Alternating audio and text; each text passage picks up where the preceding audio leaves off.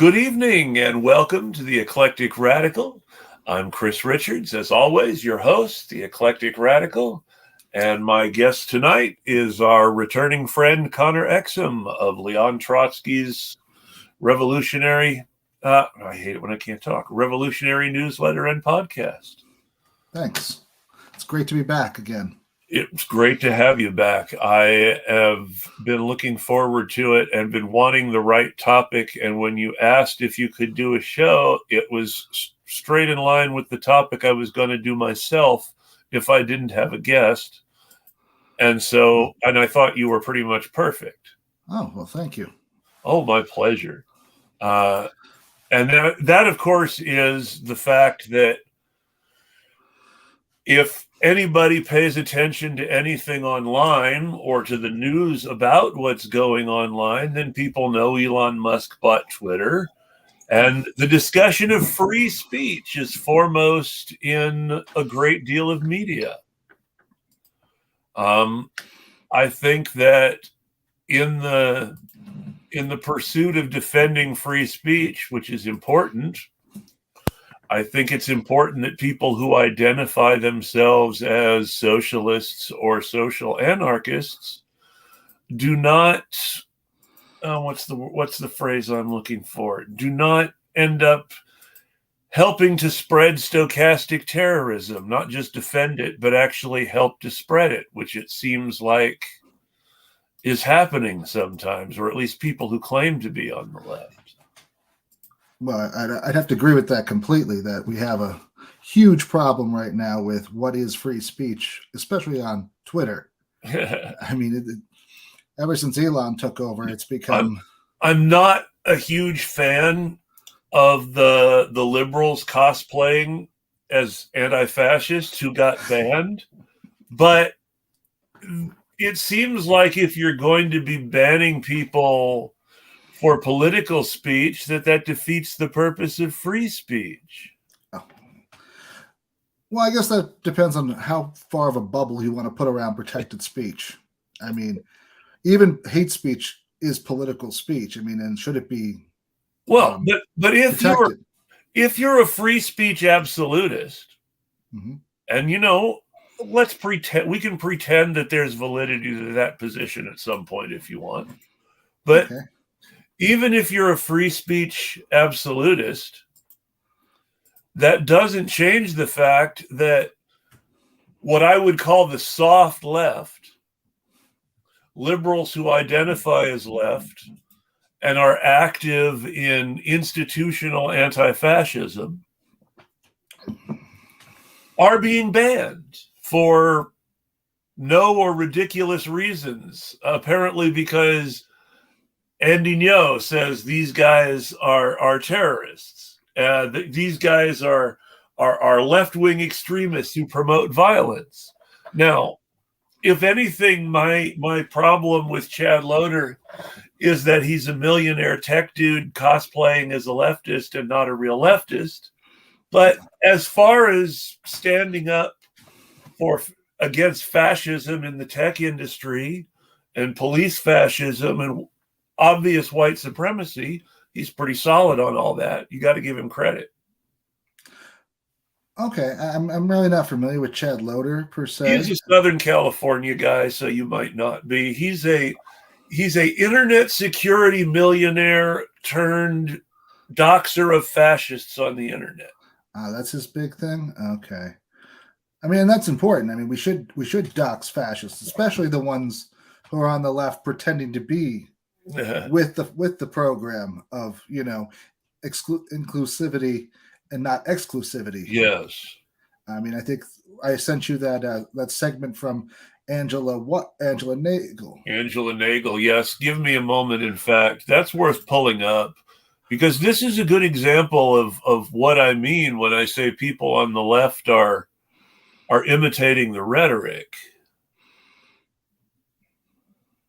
Let me find that. Yeah, I mean, she goes straight toward. She even gives a great leeway to the thinking of people like Grover Norquist about his racism against migrants. and Yeah, immigrants.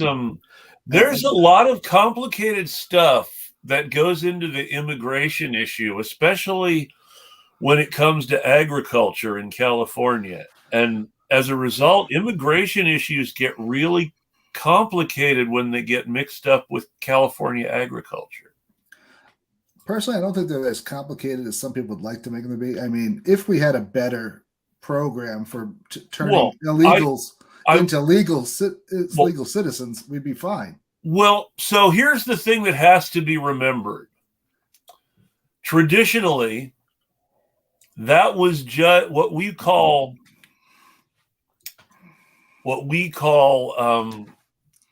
migrant labor. Mm-hmm. Was very much connected to a natural migrating population of agricultural workers who included both American citizens and Mexican citizens, many of whom were the kids of immigrants who had settled in various places in Washington, Oregon, Northern Mm-hmm. California. But, and this is an important but who were not what we think of as migrant laborers now in our modern economy. Mm-hmm. These were in many cases, white families who lived exactly the way that we associate with quote unquote undocumented migrant labor now. Mm-hmm. It was a lifestyle. People from Washington went all the way down to Baja to start, yep. And then everybody went north from Baja back to Washington and south again. And that was no different than in New York State. I mean, we have a large apple product that needed a lot of people, and they started in oranges in Florida in February, and by the time it's October, they're in Rhinebeck, New York, picking apples. And the migrant farm labor population did that all year, north south with the winter off. That's right. They said they would have some place they settled in the winter, but this was normal. And the reason this was possible is because prior to World War II, this will blow everyone who isn't a member of the Greatest Generation's mind if they haven't actually paid attention or read history. There was an open border with Mexico prior to World War II. And by open border, I literally mean open border. I don't mean like the Canadian border now. I mean, there were a few times there were problems with the border, but that we manufactured it. There were several times there were issues along the border, and we manufactured most of them. There were not border stations. Oh no. There were military posts on either side of the border, and there was patrolling, but people crossing the border were generally not stopped and questioned. Yeah, that whole idea of having a passport to go to Mexico didn't really occur. In fact, also again, prior to World War II and the way things changed, it was extremely easy to immigrate to the United States from anywhere in the Americas, including Mexico. Mm-hmm. Immigration controls from the southern portions of the American continents are a Cold War thing. They are. And it's important to understand that these changes, closing the border with Mexico, obviously it's not really closed, but comparatively speaking, it was always open before, and they closed it. Shuttered, if you prefer, as opposed to closed. The blinds, they could drop the blinds, and occasionally they raise them again if you talk to the right people at the right place. It's yeah. But that's how the border started. So this whole industry was divided into people with American citizenship and people with Mexican citizenship, when before it had all been one group. Oh, yeah. And the people with American citizenship were free to go back into the U.S. and do whatever they wanted in the U.S., but they also had to pay them American wages. Mm-hmm. And this is why you stopped seeing white migrant laborers, because no one wanted to pay American citizens to do this work. It was not a case, as you hear so often today, white people don't want to do that work. It was a case of white people were deliberately priced out of that work by undocumented labor for the benefit of big landowners who grew a lot of crops or rented to people who did. Yeah, that was exactly what I was going to get to, is that it was a boss, it was a landlord decision to move the demographic of that group towards undocumented people because of the ability to exploit them. Yes, let me do a screen share. Which is why I forget how to do this, which just makes me feel silly. But which is why Nagel's comments are so interesting if she's on the left. Yeah, well, she claims to be on the left. I'm not super familiar with Nagel, but anytime I read anyone talk about how we need to make X compromise with the right in order to accomplish Y goal, I make Z face. Yeah, that's usually a losing compromise. It always seems that way. Now, where? And it's because you've compromised too much to get with the right, to get anywhere near a compromise of your values.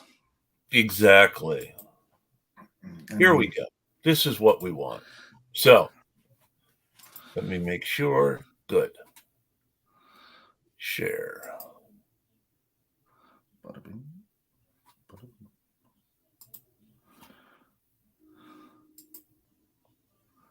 There we go. Bring this up.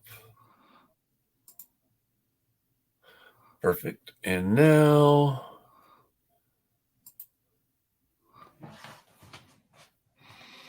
that's better. No, that's not better. Let me just put this one here. Now I know why I don't do that. You're right. So I'll just read this out loud because at the moment. Anyway, so here, where is it here? Yes, the transformation of open borders. And this is called Useful Idiots. It's from a longer piece by Angela Nagel. The transformation of open borders into a left position is a very new phenomenon and runs counter to the history of the organized left in fundamental ways. Question mark mine, and not in the original context. Open borders has long been a rally cry of the business and free market right. Sort of. We'll get to that later. Drawing from neoclassical economists, these groups have advocated for liberalizing migration on the grounds of market rationality and economic freedom. They oppose limits on migration for the same reasons that they oppose restrictions on the movement of capital. The Koch-funded Cato Institute, which also advocates lifting legal restrictions on child labor, has churned out radical open borders advocacy for decades, arguing that support for open borders is a fundamental tenet of libertarianism, and forget the wall already, it's time for the U.S. to have open borders. The Adam Smith Institute has done much the same, arguing that immigration restrictions make us poorer. Following Reagan and figures like Milton Friedman, George W. Bush championed liberalizing migration before, during, and after his presidency. Grover Norquist, a zealous advocate of Trump's and Reagan's and Bush's tax cuts, has for years railed against the illiberalism of the trade unions, reminding us hostility to immigration has traditionally been a union cause. Question mark on my part, but here we go again. He's not wrong. From the first law restricting immigration in 1882 to Cesar Chavez and the famously multi-ethnic United Farm Workers protesting against employers' use and encouragement of illegal migration in 1969, trade unions have often opposed mass migration. They saw the deliberate importation of illegal low-wage workers as weakening labor's bargaining power and as a form of exploitation. There is no getting around the fact that the power of unions relies by definition on their ability to restrict and withdraw the supply of labor, which becomes impossible if an entire workforce can be easily and cheaply replaced. Open borders and mass immigration are a victory for the bosses. Now, the reason for all my question marks is this is a right-wing argument. By definition, in the way that she is saying, we need to keep X people out in order to protect Y people. Exactly. This is essentially Trump's argument. Nazi anti-immigration advocates' argument. Exactly, yeah. And it's cleaned up nicely, though.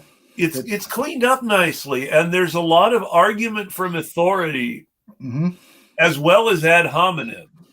The argument from authority is, well, this is what Cesar Chavez said. And the ad hominem is, look at all these right-wing people who were right about this one thing. It must be bad. That's right.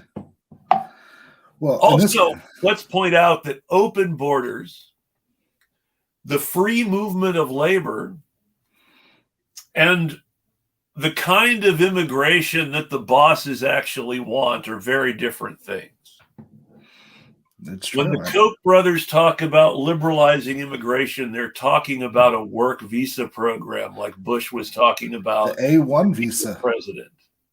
The coveted A1 visa. Yes. The brain trust visa is what they're looking for. Except they want the brain trust visa as a farm labor visa. And they want to be able to pay people less. Because this is an important part of it too, is that you want your labor population to be transient. Because if your labor population is transient, it is harder for them to organize unless they are all transient together. That is a true statement about it. So if your workforce is eventually going to go back to Mexico, it is more difficult for them to organize than if they're not, especially if they're there in a legal position dependent on their employer. Example, do you remember the very public ICE raids on the chicken plants? Sure. They were all organized by the chicken plants. They called them up first, got the ones that were poor workers that were trying to organize. Well, that's the thing, is the workers in the chicken plant that got raided had just won a big lawsuit against the owners of the chicken plant. And those were the people who were deported. That's right. Those workers who won that lawsuit against their bosses, and new workers replaced them. And then the lawsuit magically went away. And it doesn't matter if the system legally enshrines that behavior, if the legal system that enshrines that behavior allows the same level of exploitation. Which is what the bosses want, a system that allows exploitation.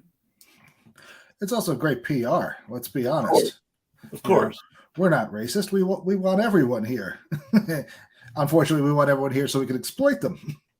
And then if we could pull their visa, I mean, it's just another key, Once you have that at visa and you can pull it at any time. Exactly. You have such power over your employee that they're never going to be able to actually organize effectively. And this is why Trump prefers to hire people on those kinds of visas. Oh yeah, it's, if you're not going to pay anybody, it's best to get them out of the country first, and then renege on the paycheck and say, I don't know what you did, or steal their wages while they're dependent on you to stay in the country. That's true. I mean, how are they going to fight it? Well, and this is exactly what was going on at the chicken plant. Their wages were being stolen. They reported the wage theft. They busted their bosses in court. Their bosses called ICE, and they got deported. Exactly. It's what I think is going to happen to the railroads too. How they can use this. They'll just get. I'm sure they would love that. I mean, they'll just either get Mexican railroad operators or Canadian ones who are outside of the union. Well, remember they were able to very successfully affect union membership rates in long haul trucking by allowing Mexican trucks to deliver in the U.S. in NAFTA. That killed. I mean, that was more detrimental to the trucking industry than even Carter's deregulation period. Now, there would have been a very simple solution. Require Mexican trucks to meet U.S. standards to operate in the U.S. Nothing else. Not special visas, not all this stuff, but require them to meet U.S. safety standards. Well, that would have been good, but if you were still then you're competing on then everybody's on an even keel. Except for the fact that if you're still paying them. But really, there's the thing. And really, here is the thing. And this is why it matters, because the way the system works, it's easier to be anti-immigrant than to say this is a great union recruiting opportunity. It is. But I was getting at, it's easier to, but as long as you're still paying your truckers at the Mexican rate per mile in the U.S., you're still saving money, even if you have to upgrade your trucks. You're right. So you got to get that. I mean, that would stop. I mean, and that's where you have to work something out that benefits American and U.S. truckers and not their bosses. Like Mexican trucks delivering in the U.S. have to charge the U.S. have to be paid the U.S. rate. That's right. Well, I mean, look at what Canada does. Yeah. For the movie industry. Yeah. If you make a film there, you have to have X number of Canadian members on the film group. Otherwise, and it's across the board. It's not just actors. It's not just Canada. New Zealand has a rule like that. New Zealand has a law that says if you want to make a movie in these great natural settings in New Zealand, you have to have so many people from New Zealand in the cast.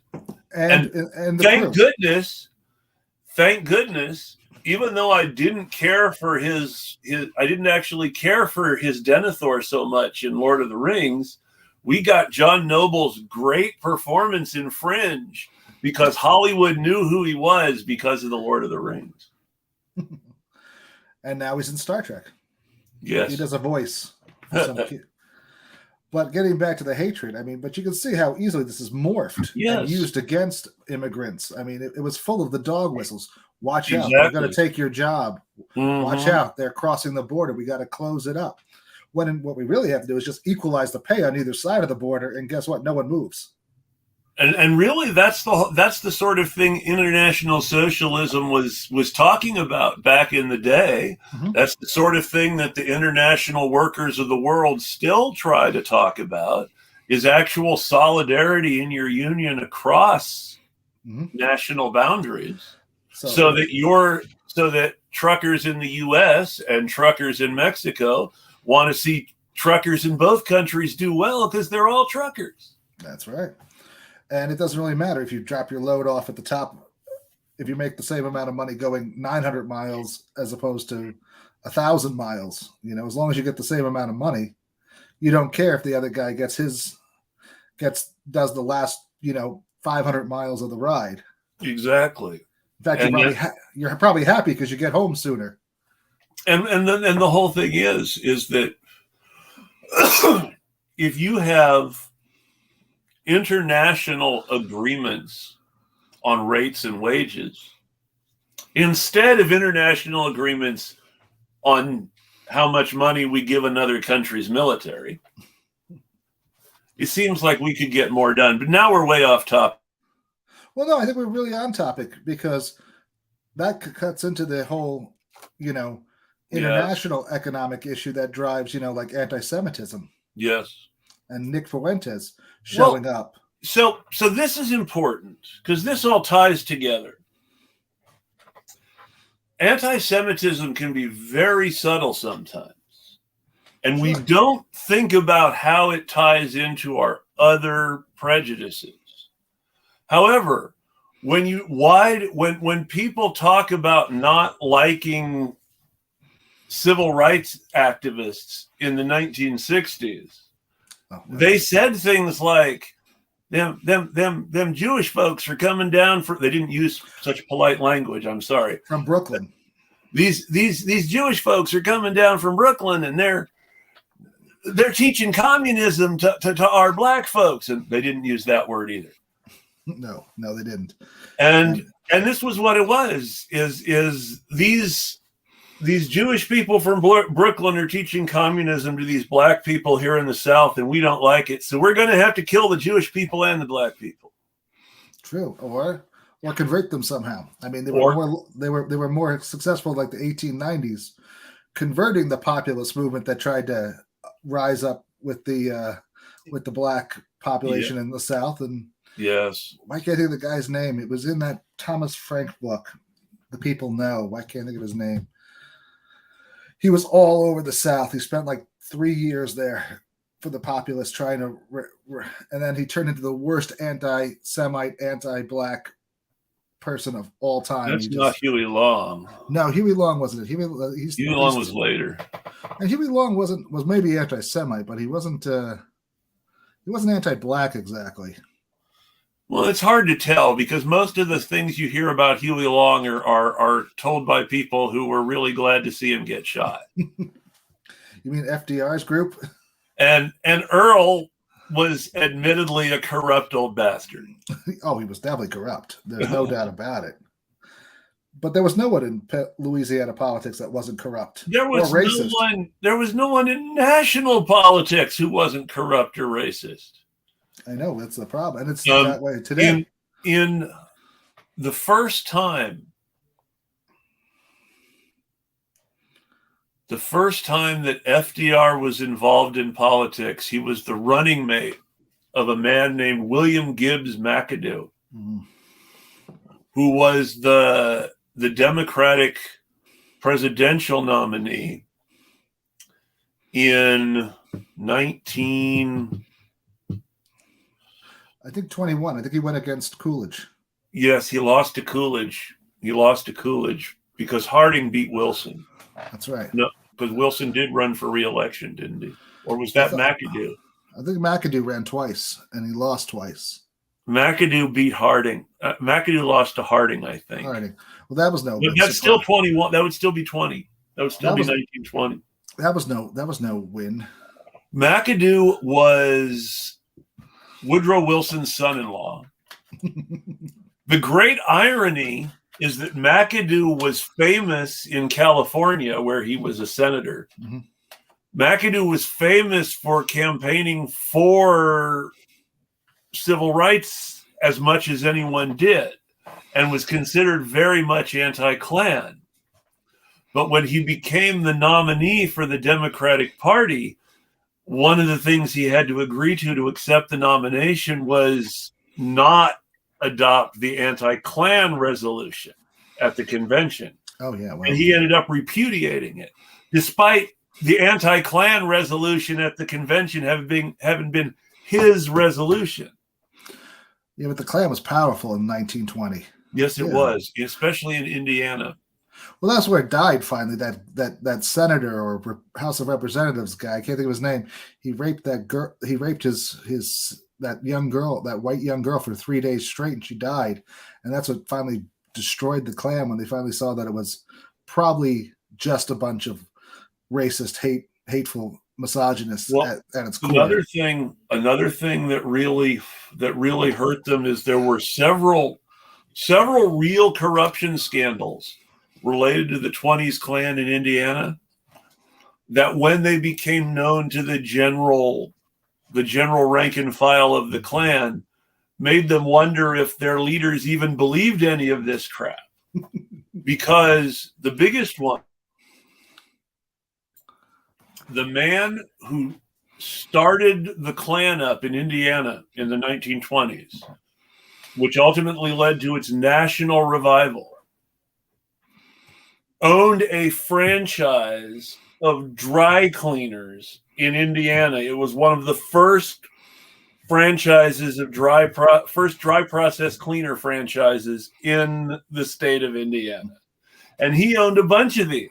And he was doing the sheets for all the Klan members in Indiana, because you really need to wash white if you're wearing it on a regular basis. You see, that's beautiful, right? I mean, that's a Trump situation right there. It is. He was the Grand Wizard or whatever he called the Grand. It must have been Grand Wizard or whatever he called himself. It's usually always the Grand Wizard or the Grand Dragon Wizard, or all sorts of stupid titles. But the dude actually started the Klan to make money on dry cleaning. Not that he wasn't a horrible racist. He started the Klan to make money off washing sheets.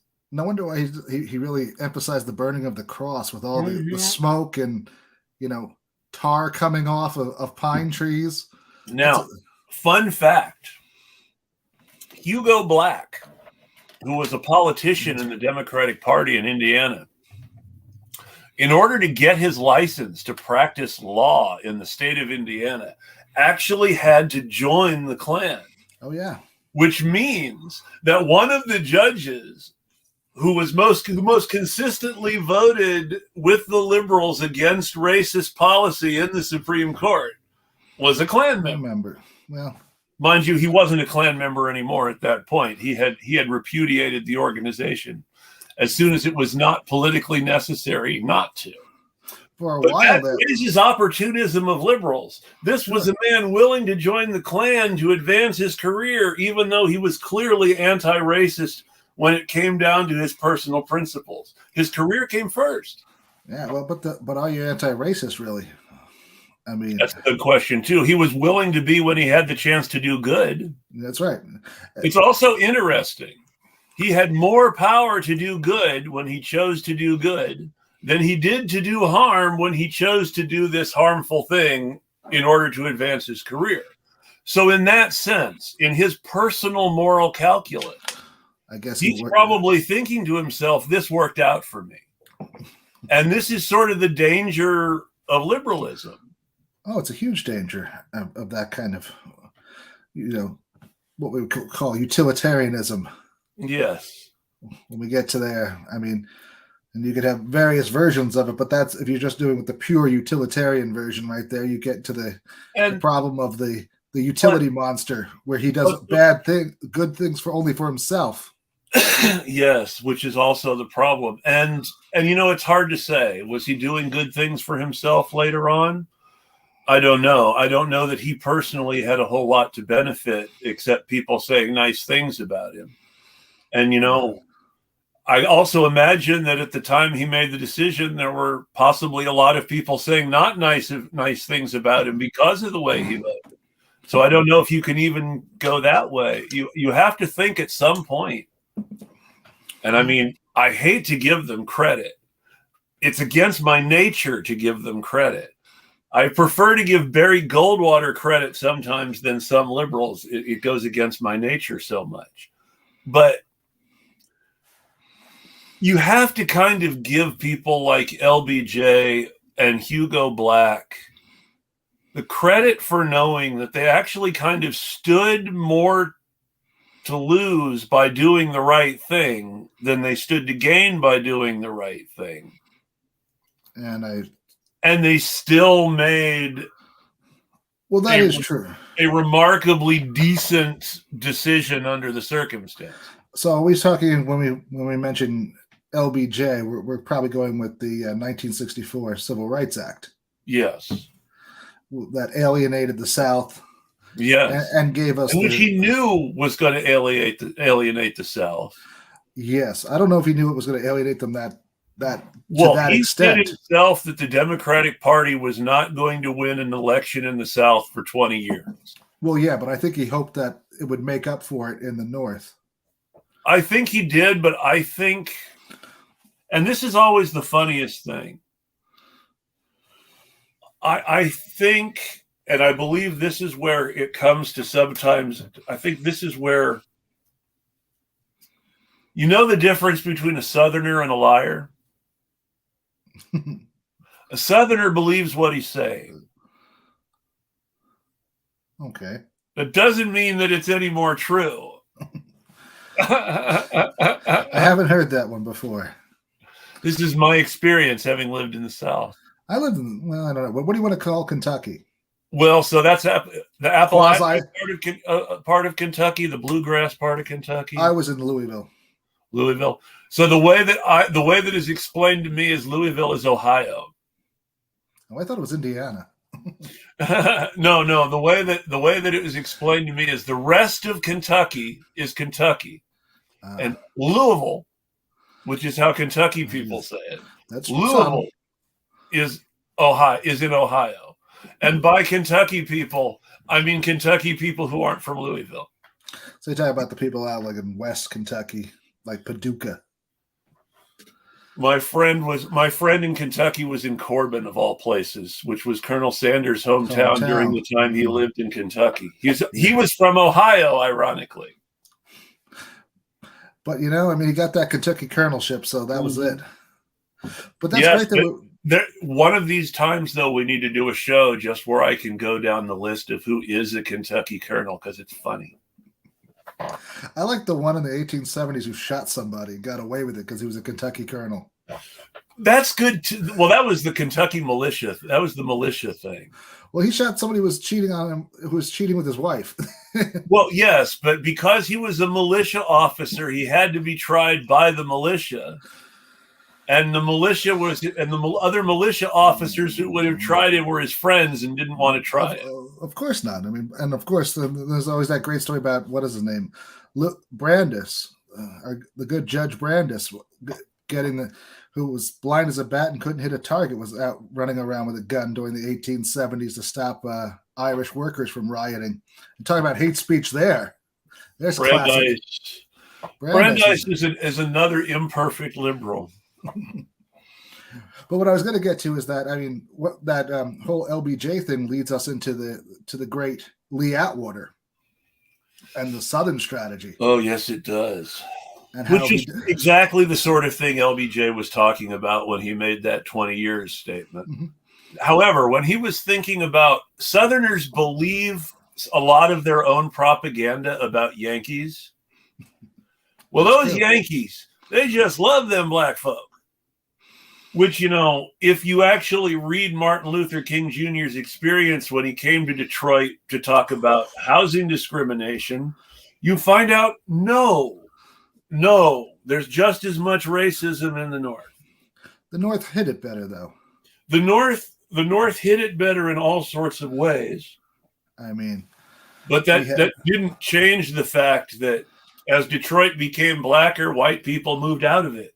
Oh, sure, yeah. I mean, and it's gotten less money from the state as it's gotten blacker. And its schools have been progressively destroyed as it's gotten blacker. And it's not the fault of the people in Detroit. Well, the only thing that you can fault them on is the having to pick from bad choices for elected leaders every time. Well, I mean, that's the problem we all have these days. It is. I mean, they just had a longer period of it. Oh, from the late 60s on. Yes. Well, even before then, Detroit's a machine town. Well, yeah, but I mean, I think there's a certain period where when there was more white people in it, you know, they had to put up a little extra effort to keep Detroit, you know, from turning into what Flint has become. So Detroit was as wild as Chicago when it was white. It was. There was all sorts of stuff going on of the same sort that racists want to associate with black people now. I'm talking about the crime. Oh, there's a ton of, I mean, it was a huge mob. It was a huge mob city. The Purple Gang in Detroit was a big deal. It was actually the most powerful Jewish mob in the country at the time. And it was also the lackeys of the Chicago mob. He at first. No. They didn't actually get along super well with. But at first Al Capone used them to do hits, and they were too They violent. They did. They were too violent, and he had to fire them. Yes, the Purple Gang in Detroit was pretty violent. It's true. I mean, so that's not something. That's not something that we associate with white people these days. But I mean, it's historically true. I mean, that's like New York. You don't think of it, but all the major mobs in New York were Irish, Italian, and Jewish. And one of the biggest reasons that the Irish mobs died out is because they became cops. Because they got better deals as cops. The original Broadway squad was the Irish wing of the Brooklyn 5 Points gang, recruited by the NYPD. Yeah, I mean, they had a free cover for their beatings. Exactly. I mean, what more could you like? But I mean, it comes great to that racist speech. I mean, as you turn people from the outsiders to the insiders, you just change the rhetoric that you use very marginally. It's no longer Irish need not apply. It's Poles don't need apply, or whatever group you're interested in isolating. We're getting to the point now where we're going in reverse.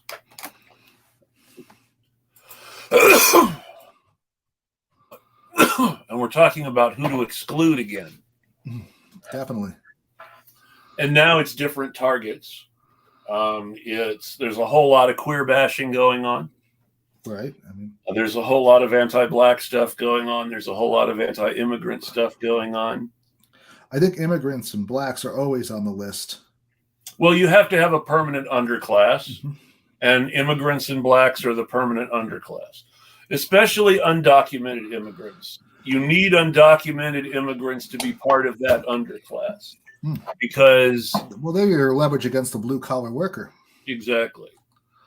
You're going to get replaced. But now we're looking at robots. I mean, robots are even better.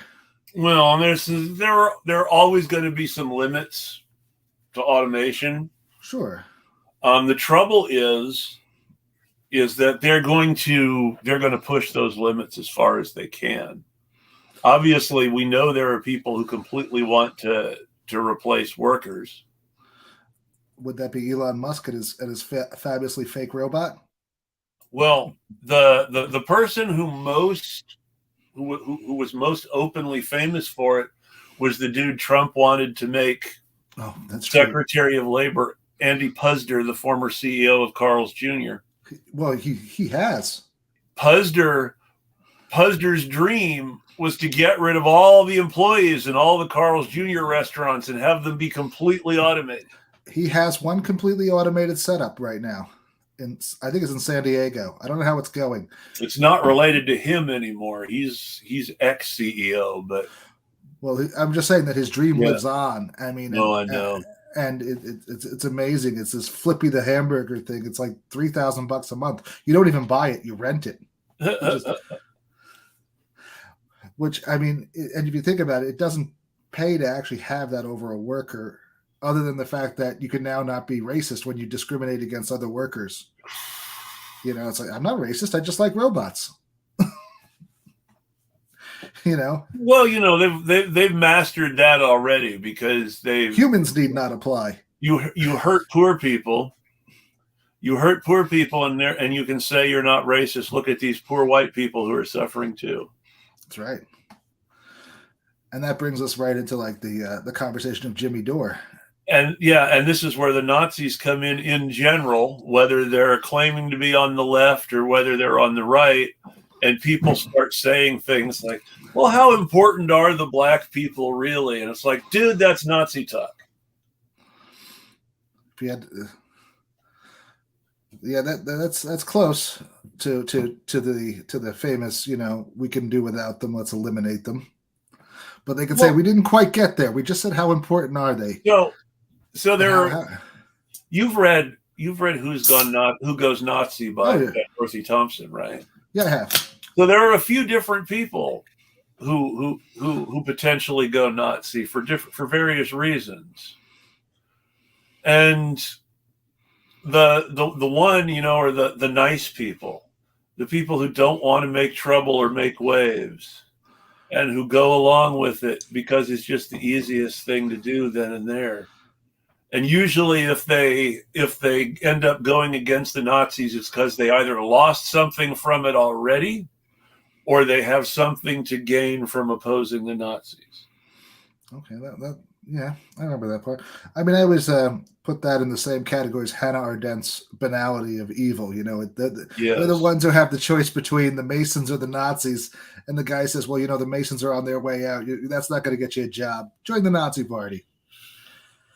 And on a lot of times it's that simple. It's like what we were talking about Hugo Black and the Klan. Yeah. At what point would he have drawn the line if drawing the line meant getting hanged? Or fired. I mean, it could be as simple as that. I mean, just out of power. Well, I mean, I think there comes a point where someone with real moral conviction might be willing. Well, obviously, someone with a martyrdom complex is probably not going to, or significant and genuine principles. There are things I would die for, I'll admit it. But generally speaking, most people are not going to die for their beliefs. That's just a given, even if we think they should. That said, where someone draws the line short of to actually save their life varies. And that's really where the question is, where do you draw the line short of actually saving your own neck and nothing else? Well, I think the first thing is, how much profit can you make out of is what we're seeing right now. I mean, yes. And that covers pretty much everyone. Jimmy Dore, Jenk. So there are two things that go hand in hand with each other that it's worth remembering. The first black bourgeois in America was built by Jim Crow. Mm-hmm. Black people who had already been free and maybe owned a little bit of property had an economic advantage over black people who didn't. And you got, because of the nature of Jim Crow, there were no white businesses that catered to black customers. So you needed black businesses. There was a demand for black businesses because white businesses wouldn't serve black customers, which specifically created a demand for a black bourgeois. It did. And once you have that black bourgeois, well, okay, the worse racism is, the more likely the black bourgeois is to really care about racial issues that affect everybody. And the white bourgeois obviously only cares about themselves. Mm-hmm. And you've got this sort of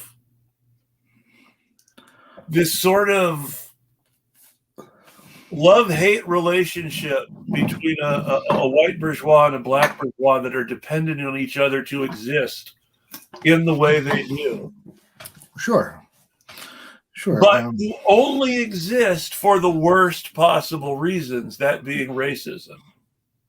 Exactly, but it also benefits you, so you're not too sad about the racism and at most times, because the more racist it is, the more likely you are to do better in business. I mean, that's true. I mean, the integration, and I put integration in quotes because baseball is not integrated if you actually look at the numbers today. Oh. But the quote unquote integration of baseball destroyed segregated black baseball. Oh yeah.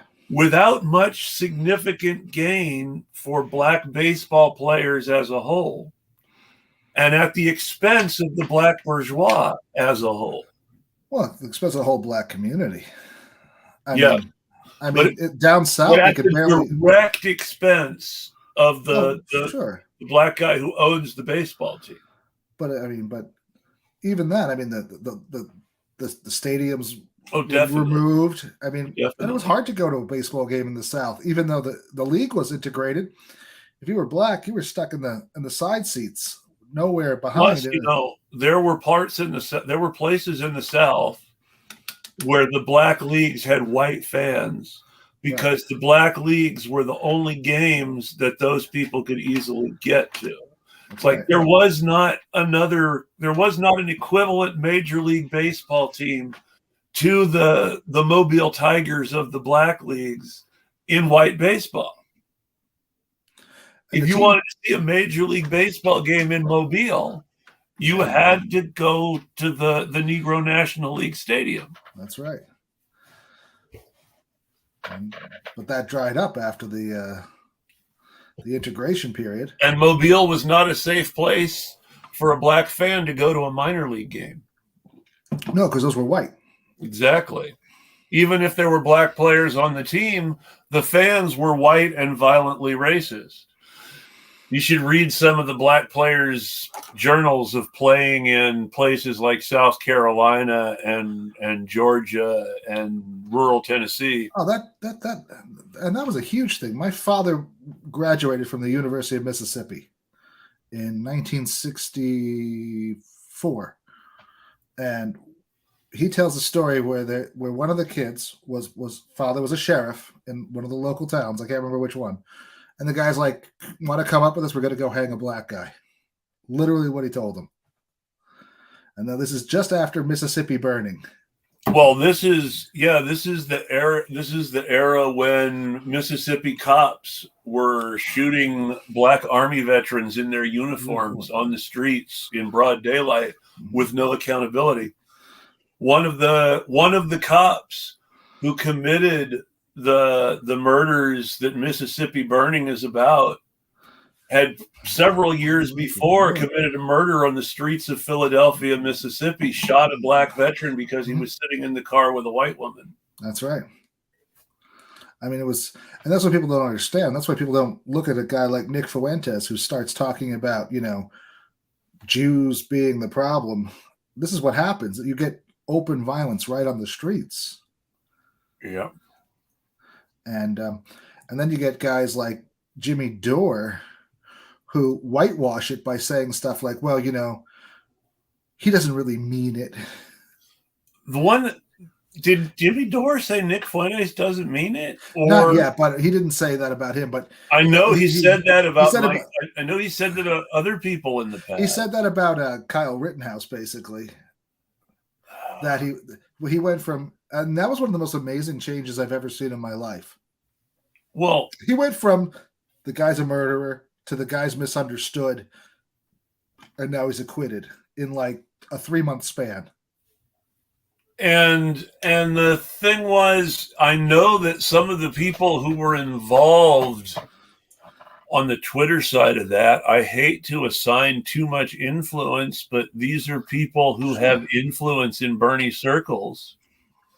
There was a guy, Matt Orfalea, yes, who during the Bernie Sanders campaign did a genuinely really good video. He's a good editor. That put yes, he is, and we'll get to his editing in a bit, but he did a really good job of editing Bernie Sanders campaign people's faces onto the Avengers, and it was a cool video. He also did that one with what was it, Killer Mike, for the first campaign, that put him on the map. He also did a really awful video of about Martin Luther King Jr.'s sex life that was really not appropriate or cool. He was fired from the Bernie campaign when that story was broken by anti-Bernie people. Yeah, he was. I remember that. And he was kind of racist in the first place. The video wasn't as bad, might not have been as bad as people made it out to be, but no black friend of mine who saw it said to me, "Yeah, no, that wasn't racist."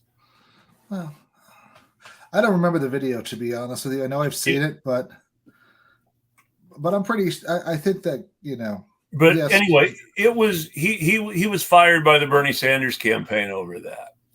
he's been And bitter about that. coincidence or not, he did videos even before the Rittenhouse stuff. He did videos about the Black Lives Matter protests in Kenosha that he called the death of Kenosha. I remember those. And really exaggeratedly graphic pictures of fires. Like if you went from Orff's version of it, you would think Kenosha wasn't there anymore. Dresden, 1944. Yeah, is what it looked like and to me. I don't live in Wisconsin, but I know some people who do. They tell me Kenosha's still there. Last I've checked, I think that would have been a big news story if Kenosha was totally burned to the ground. I mean, I've seen the same thing said about Portland by people, and I live just outside of Portland. Portland's still there. Unfortunately. It's still as gentrified as ever. Well, that's a whole separate issue. Something should definitely be done about that. Well, but gentrification is the new redlining in a lot of ways. It's just It's just a more inclusive version of it. It doesn't like anyone poor. This is true. This is sadly true. It just gets rid of all poor. Yes. Oh, well, again, if you're hurting some poor white people too, you're not racist. That's right. You're not racist, even though the majority of the people are black and Latino. But Well, so that is of course the great irony of Oregon gentrification is that Oregon is a really white state, and there are only so many black people or brown people to gentrify out. I guess that makes it better for them. They were also a big Shanghai state back in the 1880s. You went to the bar, got hit over the head, and ended up in Shanghai. Yeah. No, so I mean, this is like Oregon was not as famous for it as San Francisco, but yeah, that was an issue in some places. I mean, it seems like it's a trend. You wake up one morning and your town is gone. Impressment into sea duty has been an issue for a long time. But now I'm just saying is that the whole town, you just get impressed out of your town. You just wake up in a new town. It's like, there's no place for me anymore. Well, some magazine tells you that it's okay because they put a wall down in the southern border and there won't be any more immigrants. So you can watch out. So you can be safe now. But it comes from I don't feel safe. This idea that the cops will make me safer doesn't fly. Well, maybe it's because I'm poor. Well, yeah, of course. I mean, if you're poor, the cops aren't your friend. Luckily, you're white. That's true. And I do have that advantage. But again, 9 times out of 10, they're not going to kill you when they arrest you. Not usually. But you'll go to jail. True. I will say that that's another one. This is the part of the country where, again, because it's such a white area, it's hard for the police to keep their violence numbers up without committing a certain amount of violence against white people too. True. But isn't that... and we don't have magically lower violence numbers in Portland. In fact, if you look at them, they're remarkably high. I know. But a lot of that is against disabled white people, by the way, and homeless white people. Well, homeless white people aren't people at all. Homeless people, period, are not considered people at all. That's right. I mean, I remember I was living in California, down in LA for a while, and it was just amazing how easily, people talked about homeless people as if they were absolutely nothing. So this may be taking it a little too far. You can check me if you disagree. Sure. I think that when Cenk and Anna talk about homeless people, it is very, very, very close to the same kind of stochastic terrorism as when Matt Walsh talks about trans people. Oh, it's exactly the same. And they're encouraging cops to arrest and kill homeless people by saying, I don't want to see these poor people. What was Jank saying a few months ago about how he didn't want to have any poor people on his way to work? And, it takes 20 minutes to get them out from his door. That was so.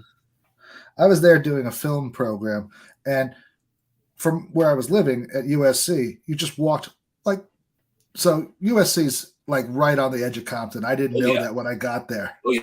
So I'm like the only idiot white guy one night walking through Compton. They're probably thinking, what the hell's this guy doing? It's positioned strategically in South Central, so that Exposition Park is here and Compton and Inglewood is over here, and USC is right in the middle of all that.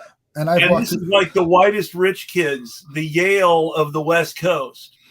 And it's right in the middle of South Central Los Angeles. And there was and UCLA, which was traditionally the state school that the poor people went to, though that is a false tradition. UCLA is one of the public Ivies. It is an elite school. Oh, yeah. But all that aside. Well, let's see. USC became big in the 60s with the film brats. Well, USC is the Yale of the West Coast, the same way Stanford is the Harvard of the West Coast. I always thought that was Berkeley, was the Yale. No, Berkeley is a public Ivy again. Right, but so is USC. No. USC is a private university. It is not part of the state system. It's not part of the university? No, University of Southern California is a private university. My father couldn't afford to go there. Neither could John Wayne. Yeah, he dropped out. Yeah, no. The only reason he was there in the first place was because of his football scholarship, and he wasn't a good enough football player to keep his scholarship. He also got hurt, but the injury was not why he lost his place on the football team. He would not have lost his place on the football team as soon without the injury. But basically, the injury persuaded his coach to say, there's not going to be a place on you when you're not for the team, when you're not on you for the team when you're not hurt anymore. I always thought it was a state school. That was a mistake. Oh, well. No. USC is a private school. Well, that was the only one that I went to that's private. It's very exclusive. I know it's exclusive. USC is extremely exclusive. Like I said, Yale of the West Coast. It is the school OJ went to. I know. It is the school. It was founded by some of the very first rich people in Los Angeles and Orange County. Oh, well, you know that because there's a plaque on it that tells who founded it. And but it's private. It's been controlled by the Rich People Trust that was set up to run it ever since. Well, okay, so that was my mistake. I always thought it was public, but I just never really looked. And it is traditionally the place that you go. Yes, they actually have some academically very elite programs. But Stanford was always the place you went because you were one of the academic very best, like Harvard. Yeah. And USC, like Yale, was the place you went because you could pass academically, but you were really, really, really well off. I don't know. I always thought Yale was, USC was the very stuffy blue blood, such as there was in Southern California.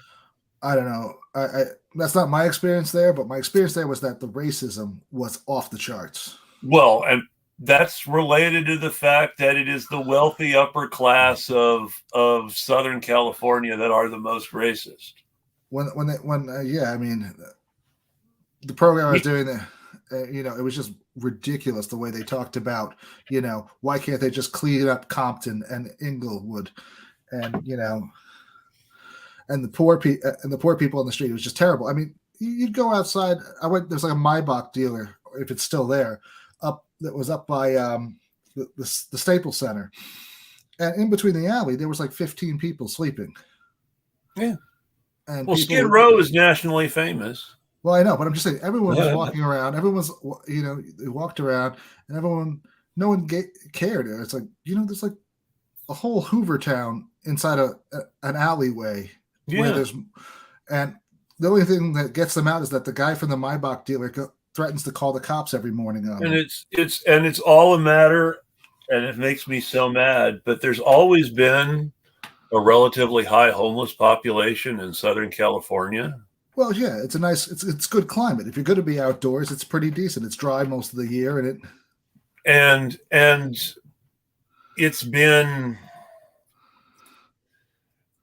it has been particularly demonized as a bunch of drug addicts, whether that is actually true or not, from the very beginning. Well, and to a certain extent, it has become true. There's no doubt that drug problems and homelessness are interlinked, but not for the reasons they say.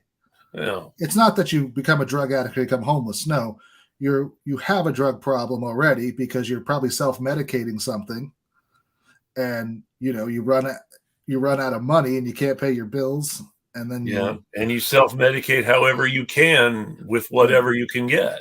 Or worse yet, you get arrested for something simple and have a record, and then you can never get a really good job again. Yeah. I mean, that's true. The prison pipeline to homelessness is amazing. It's true. I mean, really, a lot of your only choice when you get out is if you don't actually get lucky and find a decent job, which is not easy. A lot of times your only choice is homelessness or crime. Yeah, usually. I mean, and that was the people that Jank was upset about.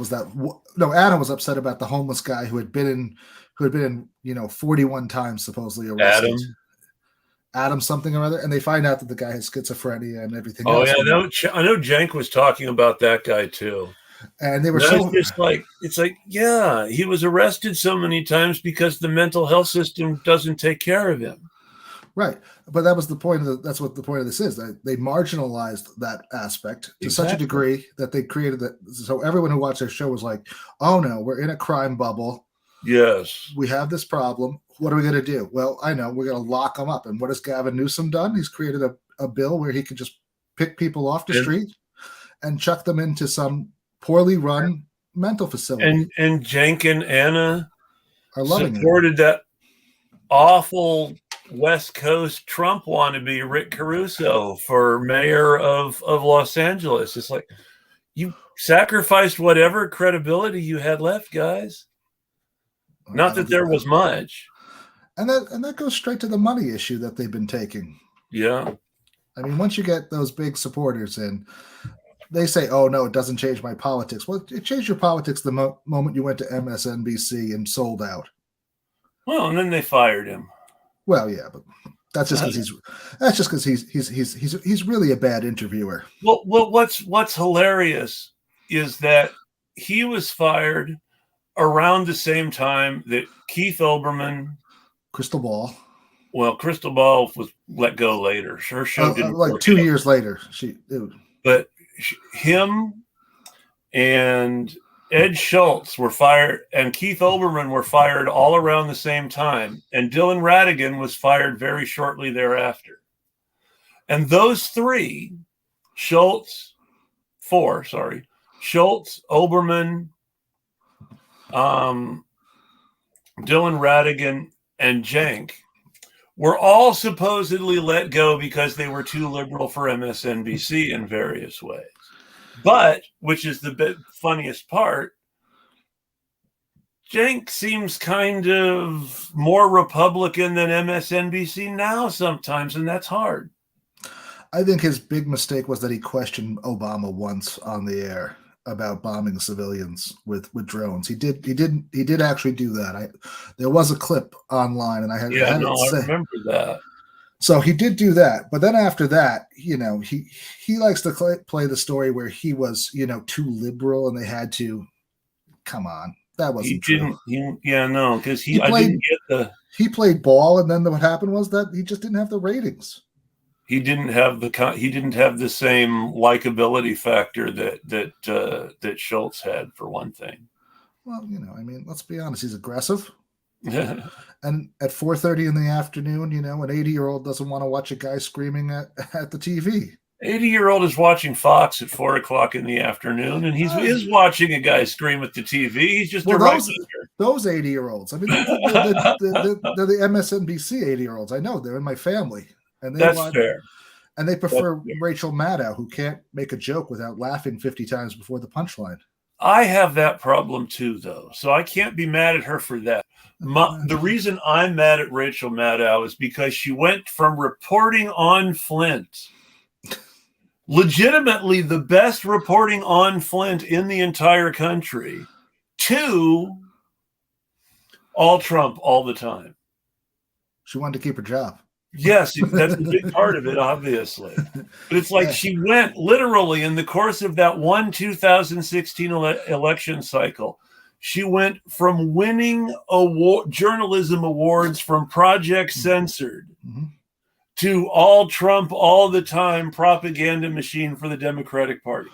Well, again, I mean, you want to talk about stoic terrorism. That was the liberal version of it. I mean, Russia, everything's good. If this guy, I mean, how many times did she say this? He was no, and that's still used to other people. You're a Russian agent, right? I mean, it's the Red Scare all over again, and yes, we've seen what happened. I mean, it's depressing because the Russians aren't even particularly red or a threat, or a threat. I mean, you could say what you wanted. I mean, well, they have nuclear weapons. So in the sense that they have nuclear weapons and they still have ICBMs from the Cold War era, they might be a threat.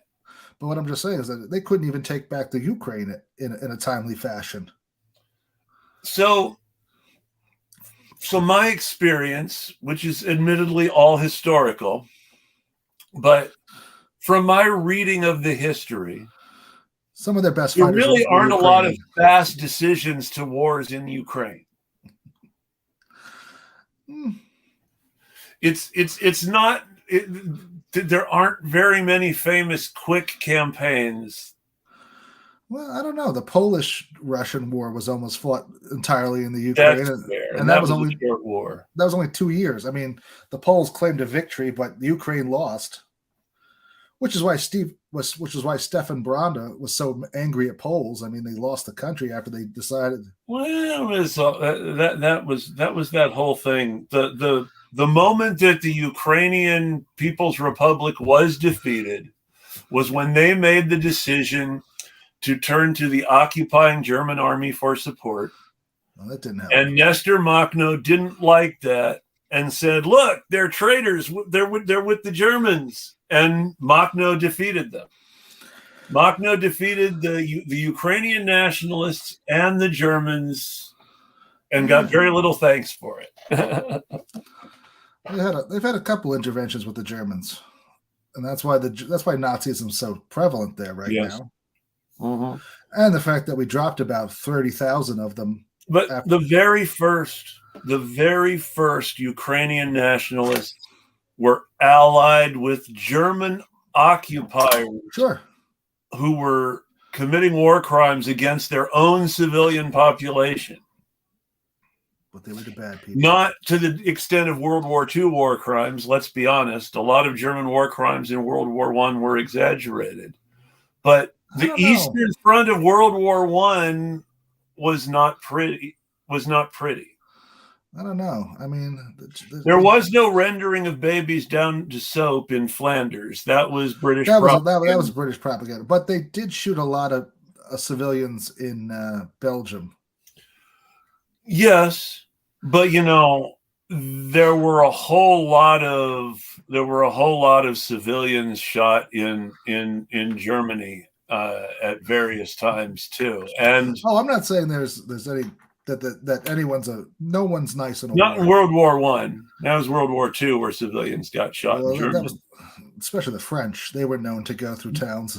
Well, I'm particularly thinking about the decision to bomb cities instead of military installations. Well, that was RAF Air Command had that one. Part of it, but when the U.S. came in and Eisenhower took over, they still continued the terror bombing strategy up until the end. Well, sure, but Doolittle didn't. And he was the head of the 8th Air Force, and he tried to keep it down. Supposedly, I mean, if you believe his story that he writes, he always tried to find some military target stuck in there so that he could at least ostensibly say, well, that was the whole thing, that they were bombing factories, and factories were military targets. But factories are in cities. So when you talk about the U.S. bombing military targets during World War II, you're talking about the same argument that the Israelis use when they kill Palestinians. Sure. Although I don't know if you can make that same argument about stealing someone's house and then shooting them like they have been doing lately. Well, I'm talking about, when they bomb Gaza. Oh, yeah. Indiscriminately. Yeah, they say that it's a cottage industry, like we didn't. Yeah, there are terrorist safe houses in all those targets. Like there was a terrorist safe house being run out of the Al Jazeera's basement, apparently. Like somehow we have a PLO cell. Right? Oh, I'm sorry, I'm dated. I'm old. We have a Hamas cell operating out of the basement because we're a respectable foreign news company that can't afford to be caught like that in Israel. Yeah, well, that one never really sat well with me. Right. But I mean, even the attack on because the CNN office was in the same building as the Al Jazeera office. So it was an attack on pretty much all the foreign media in Israel at the same time. And if you want to believe it, if you want to believe the story of the Liberty in '67, then it's pretty much been a pattern they've done. Well, yeah.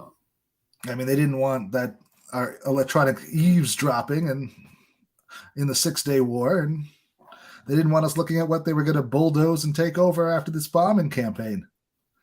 I would say that's probably true. And there's a lot of stochastic terrorism in deploying false charges of anti-Semitism against people who are pro-Palestine.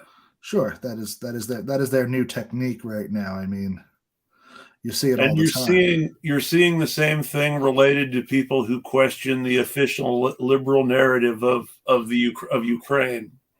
Yeah, there's definitely Nazis, and we're going to have to pay for that one. And I'm going to go into the history here more than I would really, because this is history that can't be ignored.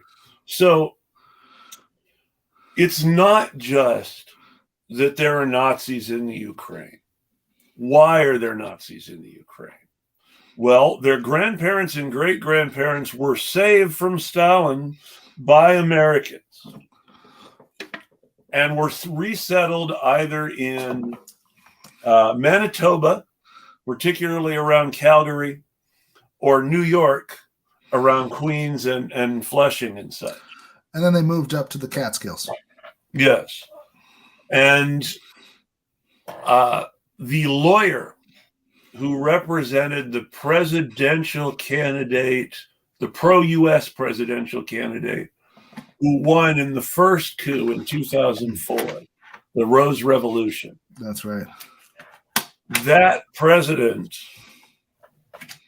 had a lawyer who argued in court that Ukrainian citizens living in Russia and enjoying absentee voting rights should not receive absentee ballots in this election because Ukrainians living in Russia could not be trusted to vote with Ukraine's interests at heart. The lawyer who tried that case for him was an American named Roman Svarich, who was born in Queens, New York, and who went back to Ukraine in 1992 and gave up his American citizenship to co-found a Nazi party with the widow of Bandera's sidekick. Bandera's got a long shadow in the Ukraine. But this whole thing is people that the U.S. saved from Ukraine, but that was kids and grandkids and great-grandkids who are critically important in building the Ukrainian state we have now. Sure. Also, are you going to get to the importing of them? The number one political party in Ukraine at the time that independence happened was the Ukrainian People's Movement. Now, it's a tiny percentage now, but it was the biggest party in Ukraine when independence happened. And it critically shaped a lot of independent Ukraine's institutions. And this was a Nazi party funded by the Heritage Foundation. You also have to get into the fact that in the 70s we would drop off certain groups of Nazis to try and start up another, like 1956 revolt. Yes. Or 68 in the Czech Republic. Yes, those sorts of things. We were always hoping that would happen and destabilize them. But that being said, the Russians have a long period of rolling over the Ukrainians and then sending all their unwanted people there. Well, I mean, that's the natural experience of any quote-unquote frontier. True, but I mean, Catherine the Great did it. Alexander the First, Second, and Third did it with his pogroms.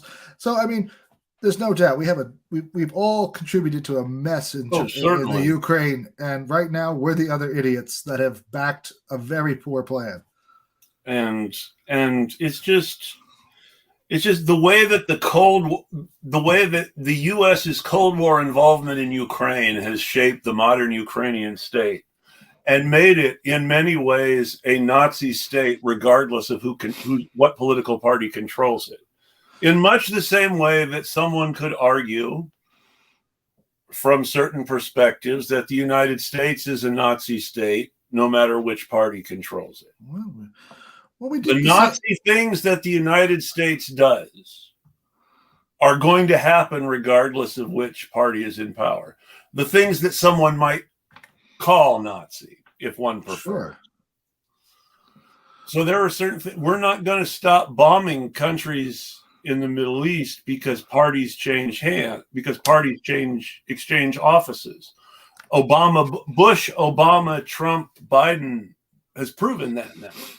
We're going to keep bombing in the Middle East no matter what.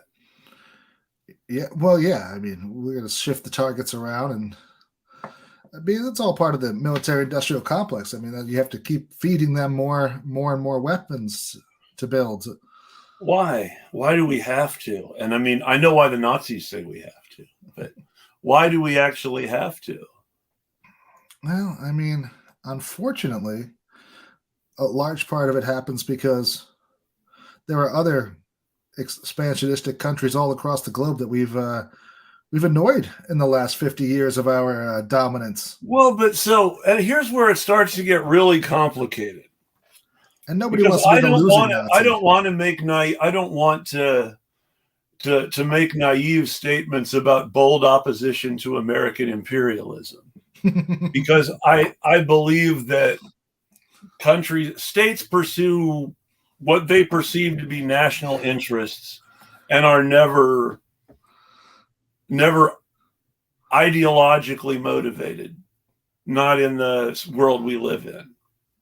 There are ideological states, and an ideological state might see its interest through an ideological lens, but it's still going to act in its interest rather than remain ideologically pure.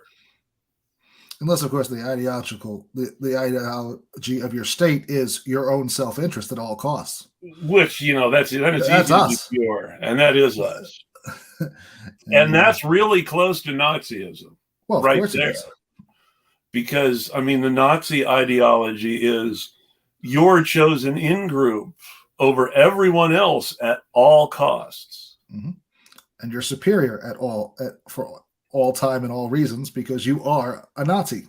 Exactly. And being a Nazi makes you the most important member of the chosen in-group, regardless of whether you would actually qualify for that in-group if you were not a Nazi. Hitler was not a tall dude with blonde hair. Or particularly smart, or particularly good at anything. I have a hard time when we start to get into intelligence. Sure, but I'm just saying that because It's one of those. Hitler was a superb opportunist.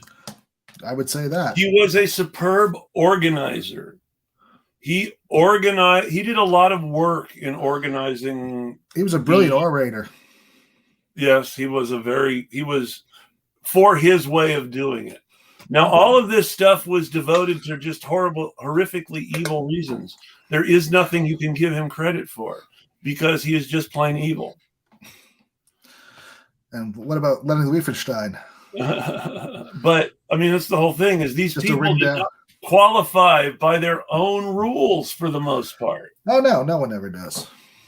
Rosenberg wasn't Jewish, but the Rosenberg family had Jewish relatives, and specific Jewish relatives of the Rosenberg family who adopted Nazism became, quote, honorary Aryans, unquote. He even spared his former commander in World War I who was Jewish for some reason. Mm-hmm. Well, I mean, military loyalty was a big thing for the Nazis. It was, up to a degree. I mean, obviously, there's always limits. Rommel certainly left his out on the table too far. Well, that's the trouble, is that Rommel decided it would be better not to be a Nazi. Or at the very least, he decided that it would be better to be the boss Nazi. I think it was time to have a better Nazi in charge. Well, that's where it really becomes complicated, because at the point when Hitler had actually killed himself, Dönitz, who became the new Nazi in charge, was specifically chosen because he was the absolute least Nazi member of the military establishment. And by making him the Nazi Führer, they were signaling to the US and the UK, no, we're talking peace. Sure. Which is not to say that he wasn't a Nazi. He was. But in the sense of being tainted by the Nazi party, he was not particularly tainted in the political sense. He was tainted in the I did these horrible military things because they told me to sense. Which doesn't make him less of a Nazi. Oh, no, it doesn't. But I mean, he was unfortunately a Nazi we needed. I mean, and we had a lot of those. Werner von Braun. I mean, the guy claims that best joke ever is the subtitle that should have been given to Werner von Braun's autobiography. I aim for the stars, but I keep hitting London. Yeah, I mean, he claimed at one point that he didn't know slave labor was happening in Piemonte. Oh my gosh! I mean, how could you not? I mean, that's the whole thing. Is that, remember, Albert Speer claimed I was deceived, and he was the guy running the slave labor program. He knew where the slaves were coming from. It wasn't a secret. No. But he gives this big "I was deceived and I'm so sorry" speech at the Nuremberg trials, and becomes everyone's favorite ex-Nazi. It's true. Who else? Some of them were never repented. I mean, like Göring killed himself rather than serve his sentence. That's true. But I think they were going to hang him anyway, so I guess it didn't really matter. They were going to hang him. Well, no, he didn't stay alive to hear his sentence. They were going to sentence him to hang anyway, but he killed himself without waiting for his sentence because he did not think that it was honorable way to allow himself to stand trial and be judged. Who else was? But I was going to go with Barbie out of Lyon, the Butcher of Lyon.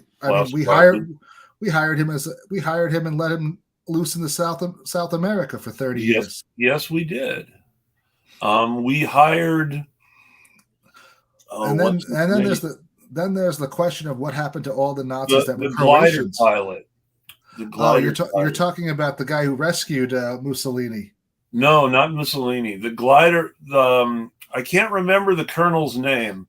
He was a war hero on the front with Finland versus Russia, where the Nazis were allied with Finland. And he was a glider pilot who had been decorated for some specific missions in specific places. Scorzini, Otto Scorzini, that's the guy. Yeah, but Otto Scorzini also saved Mussolini. Oh, yeah, he did save Mussolini. But what I was thinking, he ran the rat lines for the Catholic Church. That's right. Which then hooked up with the CIA, they think. Yes, because all the people who went to South America on those rat lines ended up getting help from CIA-friendly governments in various ways. I mean, Perón got a bunch of help from the CIA-friendly governments, and those were all Croatian Nazis who were even worse than the SS. Well, I mean, the Ukrainian Nazis weren't great. I mean, no, they weren't great, but the SS didn't round up and shoot Poles the way they rounded up and shot Russians, but the Ukrainian Nazis did. They did, but I mean, from the stories I've read was that the Croatians were really like the Croatians were really nasty. The Croatian Nazis were really nasty, and the Serbian, well, king of Yugoslavia, but the Yugoslavian Chetniks were pretty awful too. It was worse because they were supposedly fighting the Nazis in alliance with the British, but they were really cooperating with the Nazis in order to fight each other. Well, in order to kill fight Muslims, the Tito's partisans. Yeah, and kill Muslims. That too. Yeah, that was their other big thing. I mean, that's why we had the whole 91 problem. Everyone was settling scores from World War II, really. And a little bit before. Some of them that had, Yeah, because the first Balkan Wars just before World War I were not happy. But that was another great one. That was Europe. Europe didn't care who died there. And that was right there in Europe. But of course, that's not the part of Europe that's really Europe to the rest of Europe. That's that. I was just thinking about that today. The Stoic terrorism about the Balkans. I mean, Albanians aren't Europeans. They're like Turkey. They're here, but they're not. Well, but that's the whole thing. Albanians. So this is where it gets complicated. Albanians are Europeans, but they speak a Turkic language, and a lot of them are Muslim. True, but I was just saying that to the rest of Northern Europe, that whole section doesn't count. But that's the whole thing, is because Albanians were considered less European because they were Muslim. Mm-hmm. Serbs were considered less European because they were their own special kind of Orthodox that was sort of related to the Russians. Mm-hmm. Croatians were less European to the Protestants because they were Catholic. Yeah, and we have that. We're seeing that all over again in that region again. And of course, Albanians are the original Serbs, so Serbs hate Albanians. It's true, and none of them, even the Albanians who are Muslims, still hate the Turks. Oh, of course, they all hate the Turks. That's a whole lot. But the Albanians also hate the Greeks. So do the Macedonians, and they also both hate the Macedonians. The Greeks and the Albanians. And of course, the Greeks also hate the Turks. Yeah, but they have what's his name, the poet Byron to thank for their glorious Turkish revolution. Well, they had a successful revolution eventually, but Byron had already died of an infection by then. I know, but I'm just saying that. I mean, he liked to take credit in his poetry. He didn't do much. I like Shelley better than Byron. That's all I can say. Shelley had the good communist poem, and Byron was kind of fash. He was completely fash. He was an elitist aristocrat. Yes. But Percy Shelley has the great mask of anarchy, even if I don't like the fact that anarchy's the villain. It's true. But I think that was really about his father-in-law. Well, anarchy was King George III. Oh, you think it was George III? I always thought it was his father-in-law, really, deep down inside. Because his father really was an anarchist. He was one of the first. Well, but that's the whole thing, is Shelley himself was kind of a real anarchist in the spirit of things, as opposed to the picture he puts on the anarchy of the poem. That's true. The anarchy of the poem is just a corrupt and selfish asshat. It's true. The truth is that his wife is the better writer. Well, obviously, Frankenstein is much better than anything. And she's smarter than him in math because she created the first card counting computer language. True. So, I mean, what can you say? Hey, no, she was great. She was brilliant. Her mother was brilliant, though, too. Yes, on the Vindication of Women. Yes. Great book. And you got to say is that she and Percy seemed to do okay. So, he had to have some good points, even if he did hang around with Byron. I don't know. I don't know what he was doing with Byron.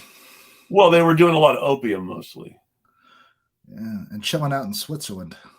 Well, where they were doing opium and having all sorts of weird sexual experiments. They had I know. That was how both Byron's The Vampire and the Frankenstein got wrote. Yeah, during a period of unusually rainy weather. Sorry, not Byron's. His doctor plagiarized it from him. Alexander Polidori wrote The Vampire. My apologies. Byron wrote the first draft, and his doctor stole it and worked it into a novel. It's okay. He didn't have that much of a attention span, so he probably was going to leave it anyway. He probably would have, but it's an interesting bit of fact. He stole one of Byron's rough drafts and wrote a novel. Probably didn't pay him. Oh no, but Byron was rich and the doctor was poor and worked. That's what I mean. That's what I mean. At least he was a working guy stealing from his boss and not the other way around. But I'm just saying that he probably wasn't getting paid. He's like, I'll take this. Hey, no, that wouldn't surprise me. Byron might have been like Trump as far as paying people. They all were. He was not a rich aristocrat. He was dependent on his friends for money a lot of the time. All of them were by the middle of the 1800s. Some were richer than others, though. Some were. Usually because they had invested very, very cleverly in the East India Company at the right time early on, and their family had shares. Well, some of them did, but look at how many of them were broke and going off to other families to find money. Even the Southern Europeans who weren't considered appropriate. Have you ever read Bernard Cornwell? No, not really. Bernard Cornwell is a historical fiction writer.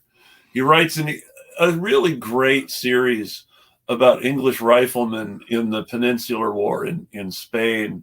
Oh, there's stoic terrorism right there. We came to save you. We came to save you. But by the way, you're just not ready to rule yourselves. It's so that it's just that whole story is so interesting because, in a perverse way, what many of us would consider the best elements of Spanish society had initially associated themselves with Napoleon because their monarchy was just so awful that Napoleon had to be better. And then when the actual experience of Napoleon and his family was, this ain't great. Hey, Zaina, thanks for making it. We appreciate it. But the British weren't any better. The British weren't great. Nobody was great. It was all terrible. It's true. And that's why Nazism sells so well now. Oh, yeah, and that's why there's always some chump saying, we have to stand up for the Nazis' right to threaten to bomb a hospital. You mean Glenn Greenwald? Among other people. He's taken a strong turn towards the libertarian scary side. Him and Jimmy Dore, who you mentioned before. Well, my problem with Jimmy Dore is that I don't really think that he knows anything. He really is the useful idiot. Well, and that's a fair argument.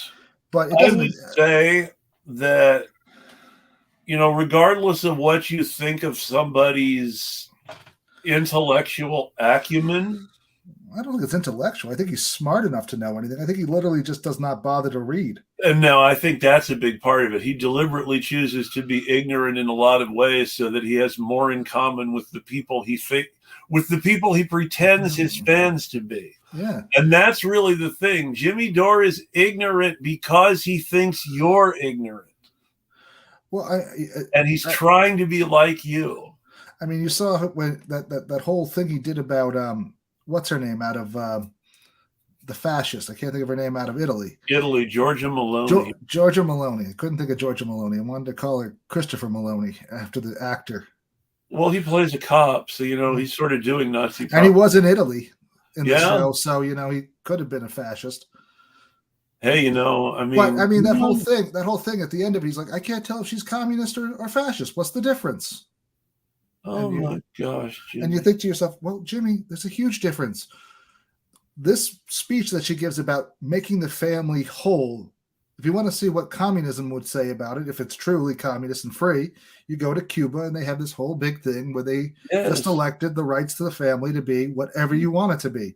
Exactly. You want 2 guys and 3 girls and whatever, that's your family and that's it. We're cool with it. Well, and here's the important part. This is the part that gets overlooked in everything else. They guaranteed legal rights for children in a way that no other country has. The kid has an equal right to adoption as the parents, which is to say, the kid has to want you to be their family for you to adopt them. That's important. It's really important. That's not something that's considered at all in the American adoption system. Well, I would say 90% of the world. No, I don't know about the rest of the world, though, and I know about the United States. Well, I do know that you're not going to find that in Western states. States like England, France. Now, tribal things in South America where, Americans don't go too much and we don't report back on, they might have the same thing because they tend to be more egalitarian like that. And they see the kids as being the tribes instead of being, But yours. But they have basically, and I think this is tremendously important, and obviously a conservative would hate this, but essentially they have destroyed the rights of the father, and that's a good thing. Oh, The father no longer owns his children. Be this whether it's the actual blood father or the legal adopted guardian. The father no longer legally owns his children. The children have to equally own their father, or he can't be their father. That's important. That would definitely remove a lot of issues with, those so-called father rights. And when you're talking about what Engels and Kollontai called abolishing the family, and what Cuba called redefining the family, you're really talking about freeing the family from patriarchal and hierarchical baggage. Mm-hmm. Well, the kibbutz system tried that. Yes. But it failed miserably because they still kept a hierarchical nature to it. And it just became, plus, an alienation between your kids and your parents. And when you're ethno-nationalists, that always makes it harder to really get that left energy. Yeah. I mean, plus that was just a strange thing they wanted. They wanted to completely alienate the family from all members. Well, the idea behind. So the original idea, and this was something that was popular as an idea among the Kollontai left communists in the day, was you wanted to destroy any sort of family of nepotism or aristocracy. By doing that, first, you freed women from forced patriarchal monogamy. And second, you made child rearing a community activity instead of the mother's sole responsibility. Well, that was to a degree that was okay, but they But the idea is that that children were to think of themselves as children of the town rather than children of specific parents. And that's fine. But they did it in such a way that they alienated everyone. Well, and that happens when you're trying to do that and don't get it right. Well, I mean, Mao did the same thing during the Great Cultural Revolution. Well, there's always things that go really wrong. Sure, there are. But I think Cuba has this right, because the idea is that the family can be expanded without having the alienation factor. Well, and that's the whole thing. It's this notion of redefining the family in a way that effectively abolishes the patriarchal family unit that is the problem. Can you imagine Ben Shapiro talking about that? Yes, I know this feeling. I know that lots of people with kids feel this way, no matter how much they love their kids. It's too much work for one person. Well, it is. What gets lost, it's one of my favorite movies. The book is better, but it's one of my favorite movies about a boy where the kid who's the central character says, both at the beginning and the end, two people aren't enough. You gotta have backup. Mm-hmm. And he's talking initially about himself and his mother. They need a father in the mix so that they have backup. Mm-hmm. But then later on at the end of the movie, he's talking about couples. He doesn't think couples are the way of the future. He thinks you need more people around you, and that you need lots of backup. Well, you do, you know. And I love that. I think that's very true, and I think that communal family activity is something that traditionally was there. That was one of the points of the communal schoolhouse, with the teacher paid by the town. Right. And that was one of the points of the communal church. Even if you don't necessarily care about religion, the communal church was a way to bring the community together. Well, that's true. I mean, and that's what another part about this Stoic terrorism is to do. It's to break down community bonds. While building these very sick and twisted specific community bonds among the Nazis and breaking down all others. Yes. So that you want to join the Nazis because they have the only community that exists. It's anti-institutional. It goes in the guise of anti-institutionalism, but it's really about Nazifying institutions. And that's why I think they have such a hard time with like the LGBTQIA plus group, because they're not defined. Well, that's the whole thing. And so even before then, you have to understand that they define them very specifically as them. Yeah. And so, and also, and more importantly, so Nazis are about white supremacy, white Christian supremacy. Now, or even better yet, their own specific Nazi religion at the end of the day is really what they want to create. Yes, because their version of white Christianity is not actual Christianity by any means. That's why going to a black church and going to most black churches in America and going to a white church are very different. I don't know. I haven't been to church since I was 12, and that was a Catholic church, and that could be pretty Nazi. Well, and there's a point there. The Catholic Church believed very strongly that it could do business with Hitler because he was a good Catholic. I don't think he was a very good Catholic. It seems like he was kind of a bad Catholic, but the Pope disagreed. I don't know. I mean, they had Torquemada. They didn't excommunicate Torquemada, so he probably just falls under that category. Overzealous. So Torquemada, in theory, was saving souls. That idealistic that idealistic notion that we are purifying the heretic so that they can ascend to heaven, which was the point of burning, by the way. The auto de fe was the act of faith. Being willing to be burned to death was how you went to heaven and got out of being a heretic. As gross as that sounds. They were doing this for their own good. You can see where Kant came up with this idea that you had to execute people for their own good at the end of the day. Yeah, and it all he was a Catholic too, wasn't he? No, he wasn't. He actually wasn't, but he was in a very Catholic region of Germany. Yes, and that idea of the purifying them for their own good through death. Because I know Catholics love positivism now, and really love Kantian positivism specifically. Well, that's because you can have all these little rules, and then you can always be right. Yeah, you just make the rules the way you want. That's a good point.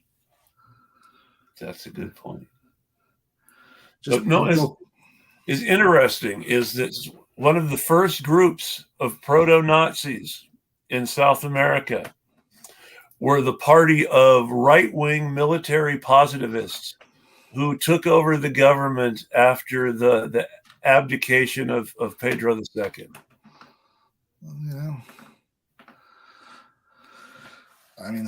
And so they declared a republic and then proceeded to run it with a junta after having previously been a monarchy that was remarkably liberal by comparison. Well, that's the reason why they had to get rid of the monarchy. It's true. They thought the monarchy, and when I say this, I am not trying to give the monarch too much credit. I am trying to talk about how bad the aristocrats are. Well, the positivists in the Brazilian military thought that the monarch was too good for the poor people and the black people and the indigenous people, which is an ironic thing to think from one point of view. But on the other hand, all the protections that these people had left were from the monarch. Well, and it shows. The next 30 years, the death squads that have gone through Brazil. But, monarchs sometimes get a little bad rap. They're not always good. But, Spain, 1870, 1890, they had full, they still had a monarch, but the parliament was completely elected by both genders. Got that now. And, of course, the UK has that now. Yeah, but they did it like 40 years before everybody else. Oh, I know. And they still had a monarch. He was still technically mostly in power, but you could elect representatives. No, I know what you mean. The liberal constitution that made the Carlists so mad. Yeah, well. But then again, that's another unique irony, right? Take Franco. He's this absolute nut job. Totally a Nazi.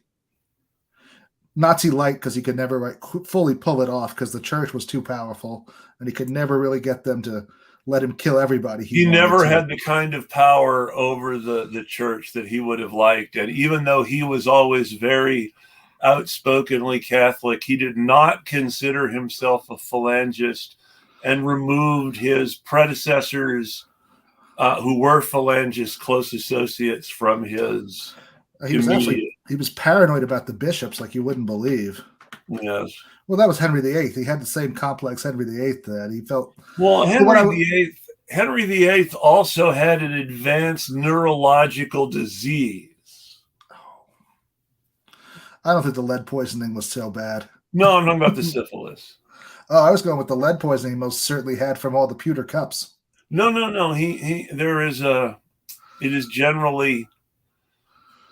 It is generally believed that syphilis? that certain symptoms of Henry VIII's behavior, especially as he got older, when it would have been more advanced, but at various times in his life, seemed to show the signs of the sort of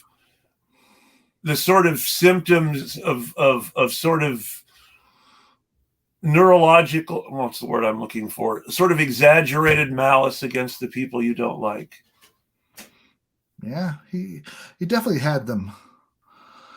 But I always chalk that up to the pewter cups he was drinking And out that's of. a good point too, because but the thing is though, is that Almost everyone had a lead content beyond belief. yeah, so it's hard to blame lead poisoning for any one really awful person in history when everybody in that period of history had lead poisoning, and some of them weren't so awful. Maybe they would have been so much better if they hadn't had lead poisoning and diminished capacity. I mean, and then that's possible too. But I mean, I don't think so. They're also the fact that they married and this was particularly a problem in Spain. They married their cousins a lot. Yes. Too much. Much too much. And you would and you would think, and this appears to be a problem with both monarchists and Nazis. And billionaires. You would think that people would understand that, quote, keeping the bloodline pure, unquote, has certain negative genetic side effects. Well, don't you think that's almost like an idea that they're going to eventually have themselves reborn almost, They'll be so close to each other genetically that it'll be like having another shot at it all? Maybe you're right. I don't know. I know that that's an interesting idea. The idea of the because there's this idea, or there was this one idea in one corner of weird esoteric Nazism, that the real Übermensch was this group mind of all the Nazis past and present that acted together through individuals in the world as a world historical force. Yeah, that was in that sense, the more you destroy the human race, the more powerful you're making the future Nazi race. I don't know. They had some weird rights that Himmler dreamed up. But they're Nazis. The whole system was designed to support the most ridiculous irrationalities and justify them as normal and rational. And that's what we're seeing today in left media. I mean, we're getting irrational things being, for example, when a guy like Glenn Greenwald goes off and gives a puff piece to Alex Jones on Rumble. Just why? Why? Well, because it makes a lot of money, and the other thing is, on some level, and Alex Jones and Glenn Greenwald need each other. Jank had Matt Gaetz on. But did you see that interview? I did not see that interview. I did not watch the Young Turks anymore. Well, you should have watched that interview. I watched them especially for that one.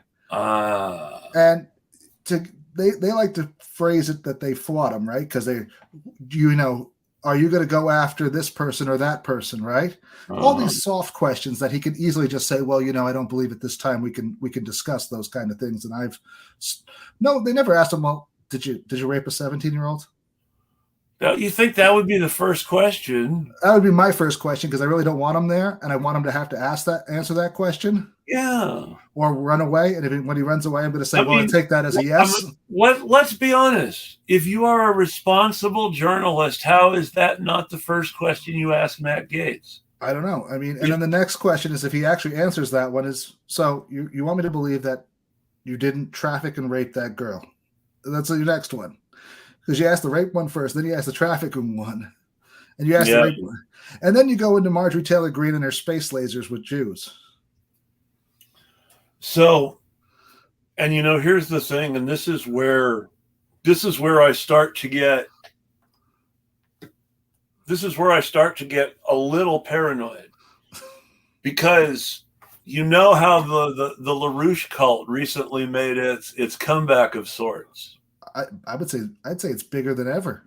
At least on Twitter. Like that sometimes. Though there was a time when I was a kid in the early 80s where Democrats were scared of Lyndon LaRouche the way they're scared of Bernie Sanders now. Well, sadly not because he was a good guy. Well, I don't think that they're going to have any political power, but they certainly have a movement on Twitter that could be corrupted. Well, and this is definitely true. I don't know if the LaRoucheites are close to winning any Democratic primaries yet. In the 80s, the Democratic nominee in Montana in 1980 or 1984 was a LaRouchite for Senate. We had one here. Yeah. She never did give me the interview, and now she won't return my calls. I'm a little hurt. I mean, I was going to ask hard questions, but they're going to be honest ones. Like, how do you support the fact that you have crypto Nazi language in your what is the current position of the Schiller Institute and your movement on Star Wars? Right, that's a good one. She's supposed to be anti-war, but he was all about that. He took pride in that. And my personal question is this.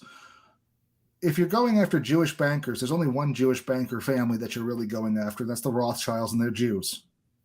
And that's your crypto Jewish phrase. But they're out in the open, and everybody knows they're Jewish. I know. There's nothing crypto about it. I know. I know a person who through pro-Palestinian circles knows some Rothschilds, and they're rich people, but they're no worse than any other rich people. I don't know if they're worse or better, but I do know this. At least one Rothschild is pro-Palestine. I know this. The gene pool must be going way down because they let Nikki Hilton in.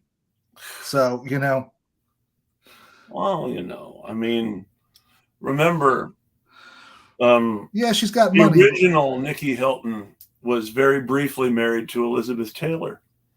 Oh, yes. Yes, but I'm talking about the non. I mean, someone who has all that money and doesn't even try to. I mean, at least it's honest, right? She just said, "No, I don't need any education. I really don't." And I have to respect that to a certain degree because she said, what is it going to really do me? You're going to hire me anyway. You're going to put me here, here, here, and here, and I'm going to make a lot of money. Let's be honest.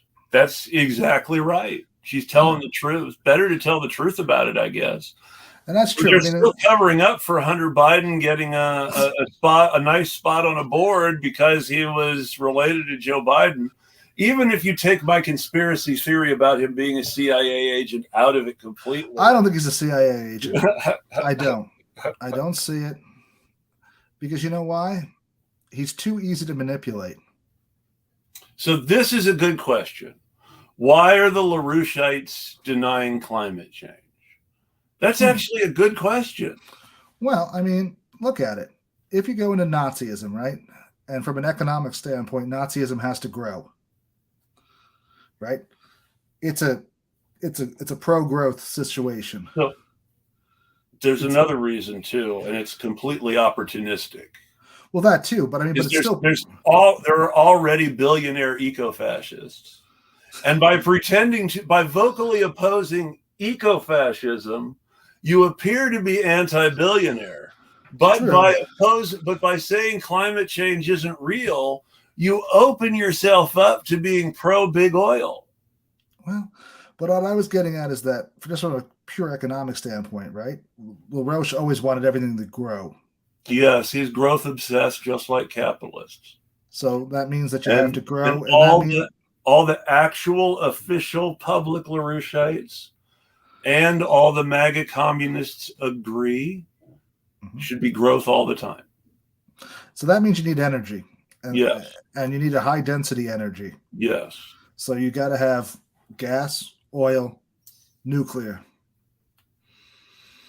Because if you go any other way, you're going to take up too much land with solar panels. And you're going to. So there are some important myths that it's good to dispel about solar panels. The first and most important is that the return on investment, energy-wise, for solar panels is as good as nuclear. Now that's the upside. Now the downside is that you have to have a way to store the energy because the energy is not consistent 100% of the time. And that's where the current technology breaks. Well, there are the theorists that say that we can build. I mean, in theory, we could, right? Since the planet's spinning all the time, there's always some side in light, but then we have to transmit it. So in theory, and this is where it gets. In theory, if you replaced current substation technology with some sort of battery technology, and the solar worked to charge the batteries, this could, in theory, work perfectly well. But, and here's the big but, that requires a battery that'll work for the job, which doesn't exist at this point. Or it requires so many smaller batteries that you dug up all of Chile together. Well, and that's a potential issue with any sort of electrical power that isn't, hydrogen cells. So they have that. So they have that problem going for them. So right there, the energy. So here's the real question, because if you're thinking outside the box technology, aren't you looking for a way to charge hydrogen cells with solar power? Yeah, because there you've got, because hydrogen cells are a storage medium and not an energy source. And solar power is an energy source that requires a storage medium because it's not consistent. So it seems to me like solar power and hydrogen cells are a technology marriage waiting to happen. Well, they are. I mean, you have to break down the water to make the hydrogen and oxygen you need to operate the fuel cell, and you could do that through hydrolysis. But if you do that, and the leakage, hydrogen they've just recently reported is about 6 times more conducive for greenhouse gas heat than carbon dioxide. So wonderful. I just read a whole big report about it. It was, oddly enough, it was in Bloomberg, and it was talking about clean. It was talking about clean steel. Yeah, but anything you're in Bloomberg that's talking about anything clean has to be looked at from the perspective of this is in Bloomberg. Well, yeah, but they're not always so bad. I went back and I researched. There's good stuff in Bloomberg. I went back and they've been oddly quite honest about China, at least from an economic standpoint. The environment, the Green New Deal expert at Vox, Dr. Vox on Twitter. I wish I could remember his name. But the environmental reporter on Vox for years, everything he wrote about climate change and what policy we needed was really good and on point. No complaints. But when push came to shove, he wasn't supporting somebody who was calling for that kind of policy. He was supporting Elizabeth Warren. Sure, well, and he was overselling her climate policy. Everyone oversells somebody. I mean, I wouldn't use Bloomberg as or Vox or any of those as Bible, but they had some good resources, and I went back and I checked out, and it turned out it was true. The papers they were quoting. Well, then that becomes okay. What are the other papers saying? How do these papers stack up? And that's where the research gets hard, to be honest. Unfortunately, not having a L server and a JSTAR account anymore is a real bummer. I like that. During the pandemic, they let that out for free. Media literacy, if you're talking for anything China related these days, requires reading a U.S. source, reading a Chinese source, and trying to parse the gaps where and fill stuff in. Where they're both lying about stuff, and you got to figure, well, what does the U.S. have an incentive to lie about? And what do they have an incentive to tell the truth about? And what do the Chinese have an incentive to lie about? And what do they have an incentive to tell the truth about if it's really true? That's what gets me about that Danny Haifang. Yeah. He's part of the U.S. Socialists for China group. Yeah, well, I like Danny Haifang on the one hand, but on the other hand, he's gotten a little. Well, have you ever looked at his at the people that invest in his U.S. China, pro-U.S. China? Well, it's right there. They're all people from the Belt and Road Initiative of Africa. Well, that doesn't shock me. So it's in his best interest to play that China Oh, I know. is And the there are all savior. sorts of these connections. Is the savior. I And mean, and this just goes back to nobody in independent media is actually independent.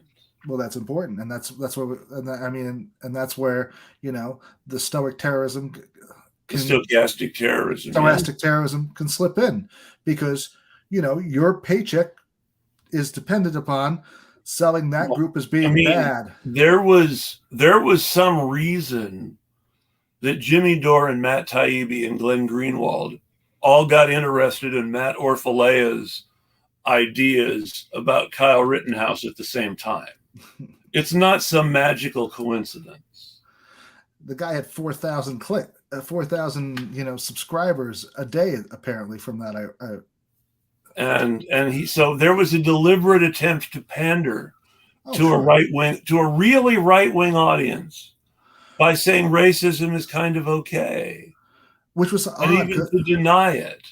Which was odd, because Matt Taibbi especially made a whole career out of pointing out the fact that there was this problem of corporate control and corporate lying. But the problem is that Matt Taibbi has always thought that this goes hand in hand with this idea that it's corporations that are concerned about racism, and that corporations are enforcing wokeness on their employees, and that people are being fired for not being woke enough, when what it really means is, no, Matt, they're being fired because they're sexually or racially harassing their employees or coworkers, or stating crazy Nazi things like I'd really like to see all the black people removed from this country. Yeah, crazy shit like that. I mean, and when somebody says something like that, there's a legitimate reason to call them a Nazi. But what I was getting at is that it's interesting that they all gravitated towards him, because he was the new guy. Lots of clicks, lots of people coming into his sphere. They all had that really, really right-wing pseudo-populist Black Lives Matter, burn down our town bullshit. That's right, yeah.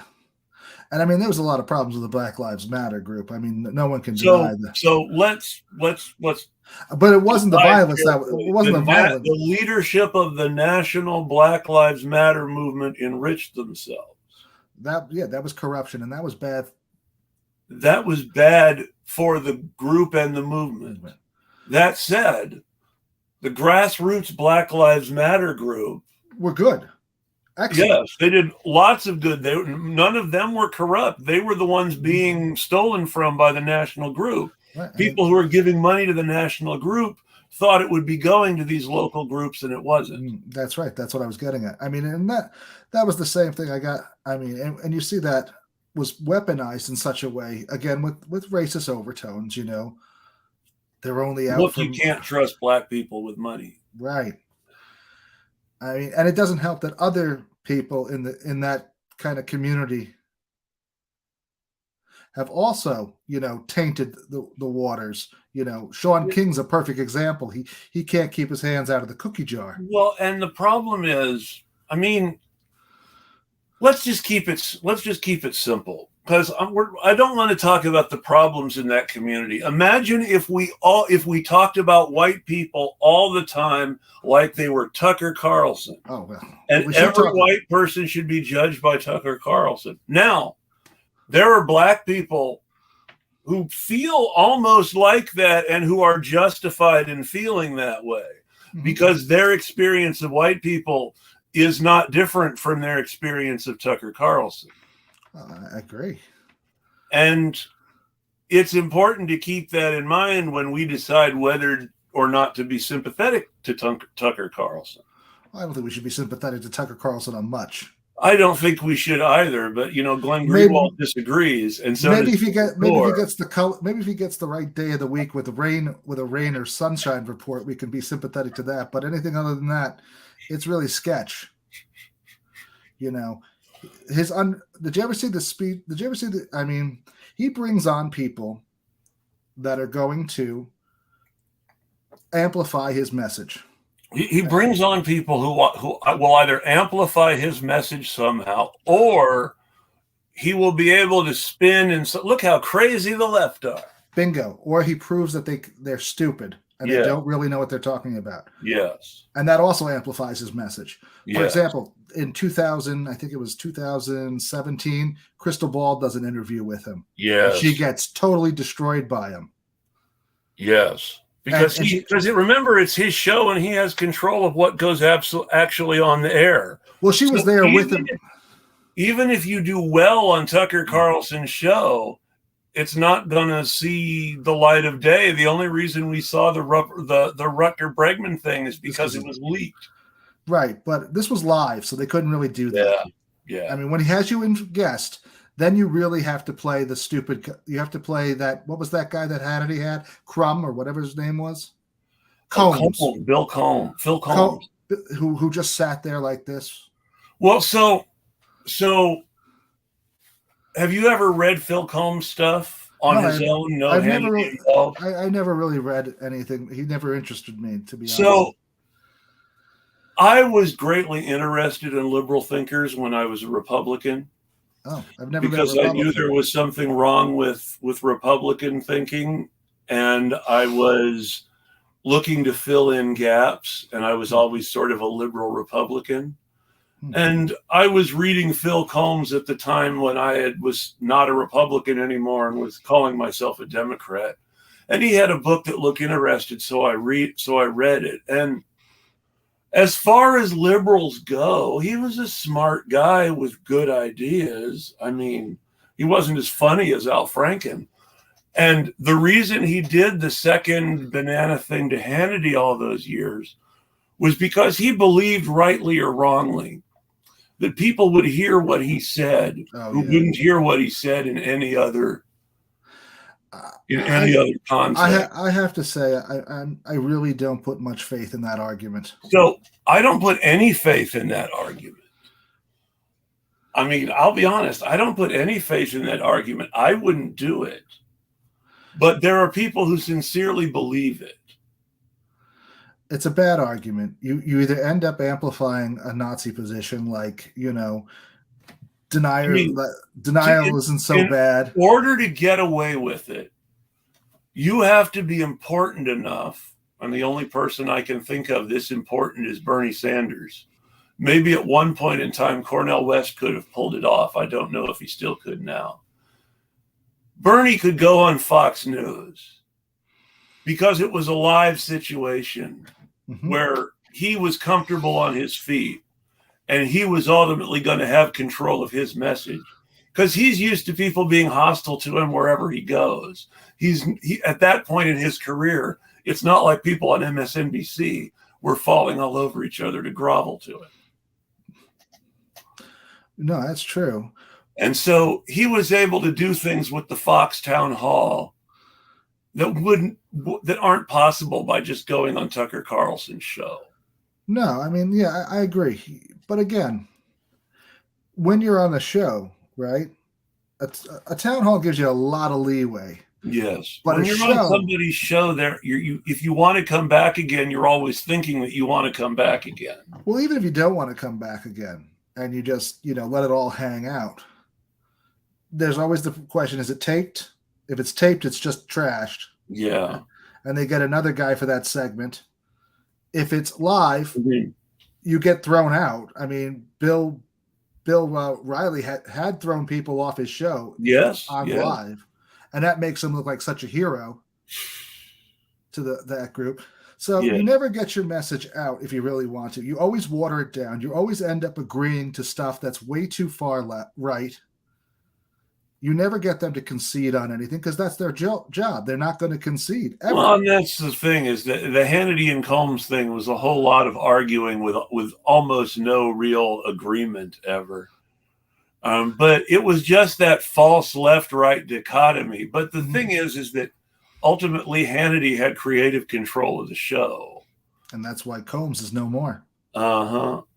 And he's not even on MSNBC. Well, he's dead now. He's dead? I didn't know he died. Yeah, he passed on. Huh. Well. He only stopped doing he stopped doing his show with Hannity and I believe he already had health issues, but he might not have gone public with them. Oh, I didn't. I just never really paid. I figured he just decided to get out of the job altogether. It was too much stress. He got sick. I believe he was probably sick before he went public with being sick, just because of the way that cancer tends to work. Well, cancer, yeah, you tend to have that a while before you even know sometimes. Sometimes, but I mean, there's also a phase where but aren't telling anyone because it's not really affecting you much, and you don't want anyone to know. But then there comes the point where people have to know, or you can't work, or whatever. But he was definitely. But that's what I'm saying. And then, Glenn Greenwald goes on and he boosts their message. He says the stuff like, well, it's just free speech. Well, yeah, okay, we have free speech, but you should be attacking that vigorously. Well, and here's the problem. Glenn Greenwald isn't actually defending anyone's free speech. What Glenn Greenwald is doing is openly attacking people who are voicing free speech that he disagrees with. Well, he does. And he's doing this in the guise of defending the poor Nazis whose speech is in danger. Well, I mean, you got to wonder if some of it's not his. I'm starting to wonder if he himself has a serious problem with the other part of the LGBTQ community. He's fine with the gay community part, but everybody else. Well, so he seems to be fine with gay men who were born men, and gay lesbians, gay women who were and gay women who were born women, as long as they're his social class, of course. He seems to consider I always forget her name. Jesse Singal's podcast partner in crime. Katie, it doesn't matter. He has a friend who is more concerned with quote unquote lesbian culture than trans lives. Really? I didn't know that. And who considers bisexual women and trans men specific threats to lesbian culture. Yeah. Like they're trying to destroy womanhood. I don't understand that at all. Basically, that bisexual women are lesbians who have been blackmailed into betraying the sisterhood somehow. It's very biphobic. And trans men are betraying the sisterhood by choosing to be men. But women, no, they're born women. Okay, I thought they were upset more about the trans. In this particular case, she's concerned about women who become men because now they're not lesbians anymore. Oh, okay. So diminished content, right? It can't rule the world if there's too few of you. But I mean, I don't want to speculate about motives, but I mean, her argument does seem to be that there are fewer. I believe that there are fewer lesbians because of bisexual women and trans men, and that's her position. And Glenn appears to support that position. I don't know. He blocks me after he blocks me too. After I questioned his puff piece article with Alex Jones. Yeah, he questioned me specifically because of this T part of the LGBTQ subject. Oh, really? Specifically because of him supporting that kind of anti-trans and anti-bi rhetoric. It doesn't really affect me. I mean, I've never had this problem where people say, well, I'm a trans man. Okay. You were a woman once and now you're a man. Fine. Okay. Works for me. I mean, here's the whole thing. How does it affect me at all? It doesn't affect it. Well, I mean, that's the whole thing. None of it affects anyone but the person who needs to make this change. Mm-hmm. I mean, the only thing I'm afraid, I think, is that they have this latent fear in the back of their head that because these people are changing, that what does that say about me? Am I secretly gay or am I Well, secretly and so straight? this is the whole thing. This is the whole problem. They have these weird, they externalize their fears and fetishes and phobias. So it's like a lot of this pedophilia comes from a fetish for virgins. Oh yeah, Matt Walsh. You can Yeah. tell. You can tell that guy thinks the virgin cures for everything. Yes. And that sort of fetishization of virginity is not healthy. It's not healthy for the women. It's not healthy for men who don't want to be bigots and misogynists. That's right. No, it's a terrible thing. I mean, I don't understand what it is. What's going on? It's the idea. It's homophobia. If another man has been there, then I there's know. something gay about it. Yeah, it's tainted. That's it's that basic and stupid. I've been trying to put it into words for a while, but you asking me the question made me think of it. It's homophobic. It can be. I understand what you're saying because I mean that's exactly. Remember how I mean that's basically the argument Nick Fuentes made why he's not gay for not having sex with women because they have had sex with men before who then turned gay. Somehow Yes. by having sex with a woman who's had sex with a gay man will turn him gay. I have to say this, man. If you're worried about that, you probably already are in the closet. Well, I mean, and that's the whole thing, is that if you believe the 100% behavioralist argument, then your personality is set by the age of 3. Why would you go with which is not to say that things don't change and people don't grow and learn things, but certain basic blueprints are allegedly set by the age of 3.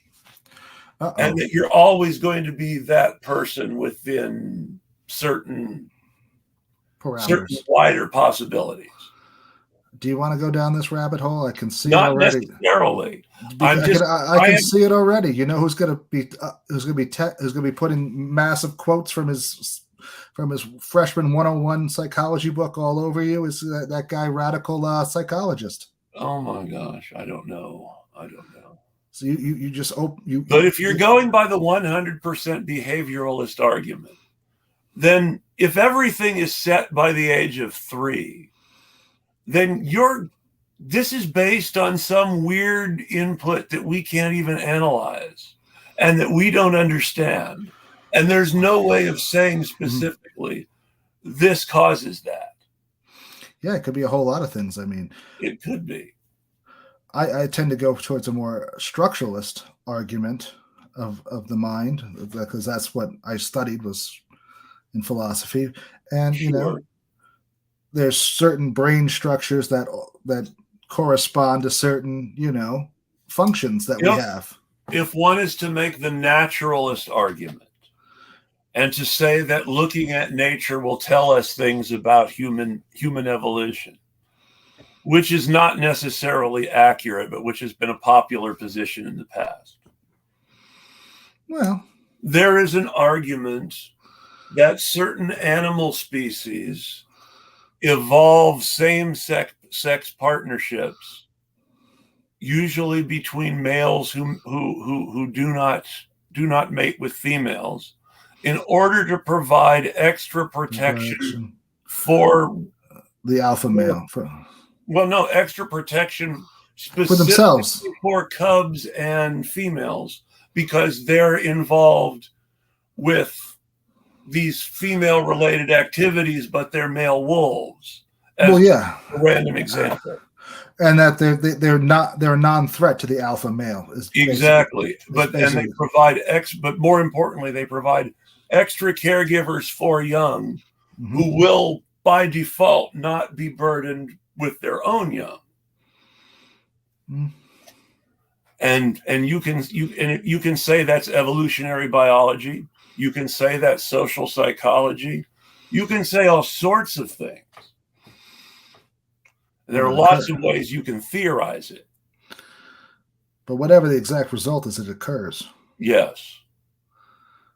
And it's not something that anybody knows how to change, as witnessed by Michelle Bachmann's ex-husband. Exactly who I was going to mention. He tried very hard to change who he was, but Captain Conversion Therapy. Mm-hmm. Tried it on himself and tried it on the world. Mm-hmm. He was charging, like I heard like up to $15,000 a day for his 10-day conversion therapy plan. You know, so you see, this is why people are Nazis. It's like the KKK laundries. That's right. It's just good business. Exactly. And you know, this is where it comes down to with Elon Musk. I mean, he's a dude. He's an eco-fascist grifting off the liberal environmental movement. Yes, he is. But more importantly, he's just grifting off of everyone. Well, that too. He's grifting off his own group too. I'm not going to deny that. He's like it's the ultimate fact that the ideology and the grift are intermingled with each other. Right. I mean, all he really wants is people to declare him the super genius. He wants to be the guy that saves everything, you know, and he does nothing. Well, he's very specific and very biased, and this gets us back to his idea of free speech is people don't say bad things about him and his friends. That's true. It's true. That engineer got fired. Everything else is cool. That engineer got fired when he questioned his decision. Chad Loader got fired because he was breaking the specific news about advertisers. Well, not fired, but de-twittered. That's like being fired. If he had that capability of saying you're fired, he would love that. I mean, that would be better. I mean, let's be honest. He brought Trump back on not because he believes in the ideology completely, but because the guy was supposed to make him money. Well, that's the whole thing. He thought Trump would drive engagement up. He's bringing all these hostile accounts back in the hopes of driving engagement up. Well, that's his goal, right? I mean, he figures that hostility will drive up viewership, will drive up clicks, will make people come. They'll hear about some crazy, you know, right winger who thinks that Jesus and Trump are the same, one and the same, and that'll be it. And Elon Musk is their son. That's right. No, he's actually God the Father. That's freaky that Elon Musk would be Trump's father. It is, but through God, all things are possible. That's right. All things through Elon are possible. Because that's really a Trump clone. I mean, that's his whole goal. Since we've been talking about Nazis today, mm-hmm. and we're talking about Elon, we should call it short soon. But we have to mention the fact that Elon Musk has apparently been running his own personal Operation Sonnenkinder. Yes, he has. He now, for those of you who don't understand the reference, Operation Sonnenkinder was two related German SS operations from World War II. The first being that specific members of the SS were supposed to have as many kids as possible. Yes. And the second, which is closely linked to some of what we have been talking about as far as bringing Nazis to America.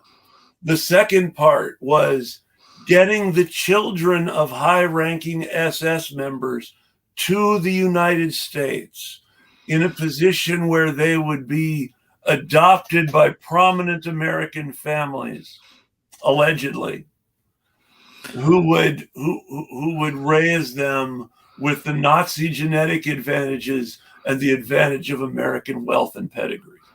Yeah, I thought it was more that I thought the plan even went as far as to say the kinder part of it was that they were going to bring the mothers with them so that they got the proper, Nazi indoctrination. All sorts of stuff. You couldn't leave it to the Americans to alone. They could screw that Mothers up. were going with the kids, yes. So it was like it was really some handmaiden kind of stuff that we had going on there for a while. Well, so you got to look. Okay, which members of the ruling class married German women of the right age who already had children? I would just say that you could probably just say that the Kennedys had a couple German nannies that were also Nazis on the side. Well, so the main thing that I know, the main two things I know about the Kennedys and Nazis are, number one, Joseph Kennedy gave money to the Nazi Party in Germany, like a lot of rich Americans did. Oh, yeah, well. And number two, Joe Kennedy passed secrets to the German ambassador in London that were given to him from military contacts in the British government that were supposed to go from him to the US government, and the Germans were not supposed to see. And he let the Germans see it as part of a friendly relationship, he said, where he got to see German intelligence as well. But that said, he's still showing the British his shit to the Germans without their permission. And the British said he needs to go back to the US. Yeah, well, and he was definitely a Nazi sympathizer throughout the war. He was Irish and very anti-English. He was, and I think he liked the fact that Hitler was a Catholic, and he was too. Yes, and there were also links. It's important. It's not widely remembered, but there were links between the IRA and the Nazis because the IRA had been loosely allied with the Germans when the Irish Revolution happened. The Easter Rebellion was completely almost all their guns came from Germany. The actual successful rebellion later on happened during World War I with German support. That's why they had to be neutral. No one trusted them. Yes. No one trusted Ireland was not going to turn on you. England was more afraid of Ireland at one point than they were of Germany. They figured that the Germans are going to land there, and then they're going to be 30 miles across the coast. Yes, this is a good thing to mention. Oh, Eric Adams, yeah. Speaking of Nazis, thank you, Zaina. He's proving that Nazis have decided that Nazis always did have a sort of warm relationship with Africa. So let's talk about this, because before Eric Adams, there was Larry Elder. Larry Elder was someone who, despite being black, was the intellectual protege of a white supremacist named John Tanton. That's right. Out of Colorado. Yeah. Well, no, originally Michigan.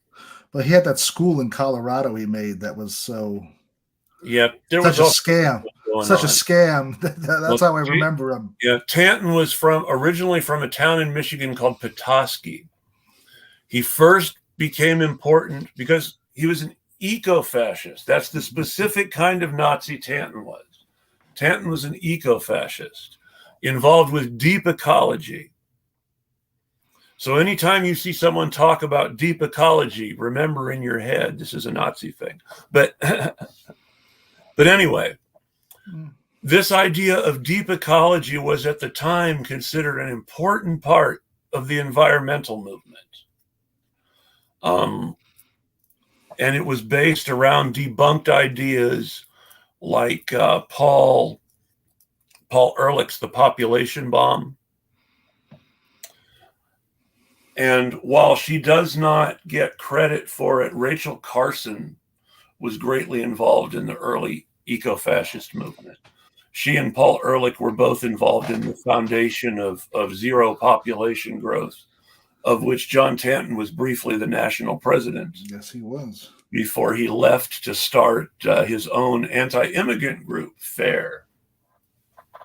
But so anyway, there's been that connection between white supremacists and prominent black intellectuals in the past. But ironically, the zero population has won out in the West. Yes. just because of our economic system has made it too Well, and that's hard. the whole thing, because the eco-fascists have billionaire support. But Mm-hmm. this, Eric Adams wanting to round up people with mental health issues and put them in institutions and off the streets. It is That's scary. that's Somebody else, Gavin Newsom call is it doing. alarmist if you want. Somebody else on Twitter said they want to disappear people. But Well, that's what they're talking about. It uh, started with the mentally ill in Nazi Germany. started with the mentally ill in this country too. And then they expanded the definition of mentally ill to include Homosexuality. any sort of out of the closet uh, LGBTQ period. Yeah, that's The right. first trans woman was probably killed by Nazis. Well, the first trans woman to undergo gender affirming surgery. I apologize. That's an important distinction. She was probably killed by Nazis. Magnus Hirschfeld had to flee the country. His books were burned. Mm-hmm. All the books written by all his associates were burned. Several of his employees and associates were killed. Well, Adams is a real nightmare down in New York City. He's polarized the whole ecosphere there. Well, he's grabbed onto all the worst Nazi arguments. Yeah, he's anti-immigration. He's anti-poor. He's if you watch Fox News, you would think that New York City is on fire right now. Yes. And I was just down there a couple of weeks ago, and it's perfectly fine. It's a little empty still, but that's because billionaires bought everything up to make Airbnbs. Yeah. Because they lost out on their WeWork space. But now they're losing money, and I'm laughing. I'm not, because unfortunately, that's going to be another blow to the poor communities there again. Well, that blow happened when they bought the place up. Well, yeah, but it keeps on getting hammered. They keep on getting hammered by it. I mean, they're gonna move to, so those displaced wealthy people from Manhattan who can no longer afford to live there are going to go to Brooklyn and Queens and Staten Island and move them out. The never-ending process of gentrification. That's right. And that's, and with that always comes the element of who gets to be the right color and the right place. And that's what really ends up in gentrification is, well, no, we don't. Stochastic terrorism is about keeping people in their place. And saying, and they're going to use the words, right? I mean, like, we had a lot of crime against Asians, so that's going to be a huge issue. And Adams, magnifies that problem by saying that there's all these criminals, and they're all. And then you see, you look at the way that violence against Asians was played as a specifically black problem in a way that is not strictly accurate. No, but that's always been the case, right? I mean, there are real issues between communities in places like Los Angeles for material reasons. Well, but that's not the same as saying black people are anti-Asian. But that's what they want to project. That's exactly what they want to project. Because, on some level, right? I mean, that goes to like the racial hierarchy they always create. And the Kanye thing. On the one hand, it's terrible that Kanye is anti-Semitic. It's also fascinating. We are not. Yeah, but don't you think we are not calling out Tom Cotton for being equally anti-Semitic? It is true that Tom Cotton gets a pass. He'll get into, and we're not looking at the real roots of that anti-Semitic. There are quote unquote respectable Republicans. Oh my God. Like Josh Hawley and Tom Cotton. And what's his name from Nebraska? Arkansas, Ben Sass. Right. But I mean, we also have to look at the roots of that race. They're still all Nazis. Yes, they are. Despite being quote unquote respectable. Well, you can be a respectable Nazi. I mean, that's the problem. Henry Ford was a very respectable Nazi. Henry Ford was a very respectable Nazi. But what I was getting at is that, we have to go all the way back to the Civil War with that, with the black Jew divide. And, unfortunately, Judah P. Benjamin, we could actually put a name to it. Yeah. So, but And and yes, I mean, his entire argument about owning property has tainted everyone, and Nazis have used that to perpetuate that hate cycle. sure, but he was siding with the Nazis in the Civil War, Yes, he was. not with Oh, not with Jews. I know. And there were abolitionist Jews Oh, in New yeah. York who were being terrorized by the Catholic Irish. Sure. But I'm just saying, but unfortunately, there's like this major historical figure that all of those black anti-Semites look at, and it's that guy. And he pretty much stated everything that the whites wanted, True. It's okay to own property, even if it's a person, I'm sorry, you're just property. Oh, but and that's the whole thing, is his rabbi would have slapped him. Well, that's why they got kicked out. Yeah, I know. I don't think they were in good standing by that time, so he was Most okay. of there was a Jewish community in Charleston, South Carolina. The largest in the country.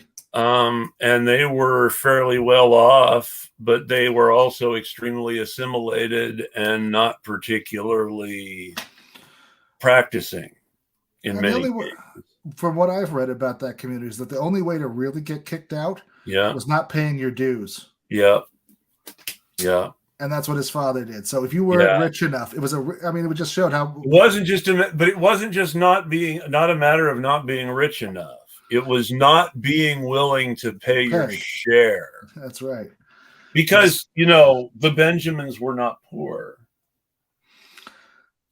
They weren't. Yeah, they were on the poorer side of that community, though. They might have been on the poorer side of that community, but I mean, they were unfortunately in the slave business pretty deep. They were, and that's why his whole attitude was tainted that way. Yes, and he promoted. But that was very much the anomaly. But you're right; that sort of figure makes a huge difference, and that's unfortunate because it's actually a real figure. It's not some boogeyman. It's not the supposed welfare queen, which is completely made up. The English used to claim that the co-founder of the African National Congress was a Nazi. The English were saying that the communist co-founder of an African liberation group was a Nazi. Might have been. Who knows? They might have put him there by accident. So he studied some of the organizational models of the Nazi Party, apparently, because he was looking to organize. That's true. Specific elements, and I don't think that's a good example. That's not who I would have studied. Not if you're a communist. No, but you might want to go with Lenin, but but that's still not going to make you any friends in England. Well, no, English held Archangel for how many years? I don't know. But yeah, it was. I'll tell you this. I mean,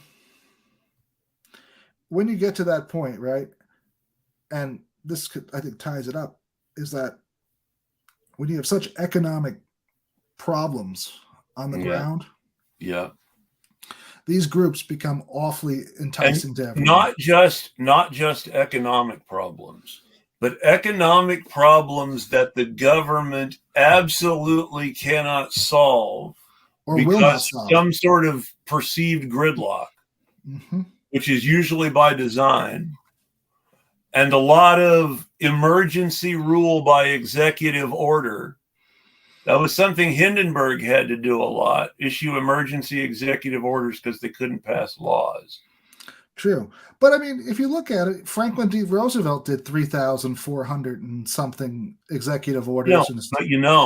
I mean, and from a devil's advocate point of view, you can make the argument that Franklin Roosevelt was a little bit fascist in the sense that he was organizing specifically to save capitalism. Oh, he was. And he found a way to do it that was not explicitly anti-communist. But had the same effect. but had a similar effect, and was, more importantly, it was very easily turned to anti-communism after Truman was vice president instead of Wallace, and Roosevelt was dead. Yeah, Truman was definitely not a Because you notice that they insisted on replacing Wallace at the point where it wasn't really very long anymore before Roosevelt died. Yeah, they knew he was. They did not want Wallace to be president under any circumstance. Oh no, that was the bargain they made with the South, with the Nazis, Yes. with the real Nazis in America Yes. at the time. Yes, exactly. Who were only fighting the Germans because basically, like Carlin says, they were bombing brown people, and that was our job. Exactly.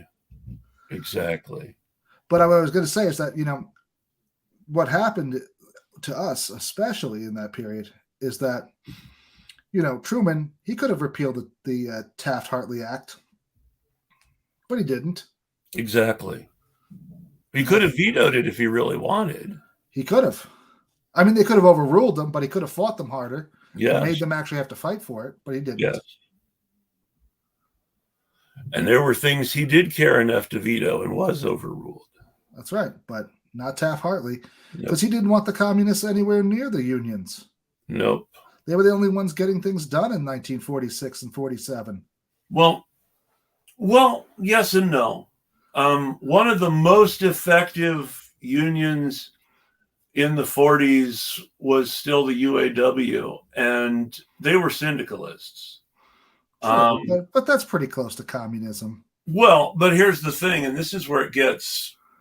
So, Walter Reuther cooperated with the federal government in purges of communists from the UAW so that it could be controlled by syndicalists.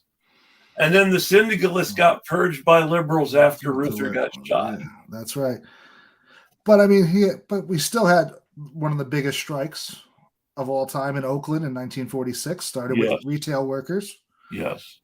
Iron workers were out. Yes. Through that period. I mean, so those were some very tough times for Truman. Yes. And he chose to keep Taft-Hartley because it gave him the ability to put those unions back to work. Yes, and he needed that. And that's why Biden's going to do it, and we're going to see even more unrest in this group. The institutional unions post World War II are not equipped to do the illegal things that the non-institutional unions before World War II did. Right. Well, they won't do it because they're too afraid to be broken up. Well, once you're institutional, you can't be anti-institutional anymore. Well, I guess you could, but not really. I mean, that's the whole thing. You're not going to because you have too much to lose. Well, and I mean, that's the whole thing. Look at all these nonprofits that become institutions. As soon as they become institutions, they have more to lose.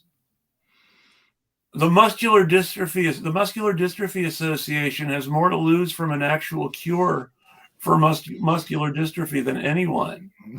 Yeah, well, that's true. But on the other hand, this is also the right breeding ground for the Nazi movement. And as long as we have people, and as long as we have people papering over these glaring problems, or even amplifying them, like Dorr saying he can't tell the difference, or that frustrates me because let's be honest, there are all sorts of problems with Democrats. Yeah, they do all sorts of horrible things. Democrats still really are the lesser evil. That doesn't mean I think people should vote for them. And it doesn't mean that the lesser evil continually being the only option doesn't mean more evil over time. It absolutely does. There's a picture where the left and center keep moving right because everyone's always voting for the lesser of two evils. Right. That's what Ralph Nader says. You always be left with less and evil at the end of the day. Yeah. And I agree with that. But we haven't mounted any good approach to a third party. Well, and that's really the problem. Is the Green Party has never been a proletarian party.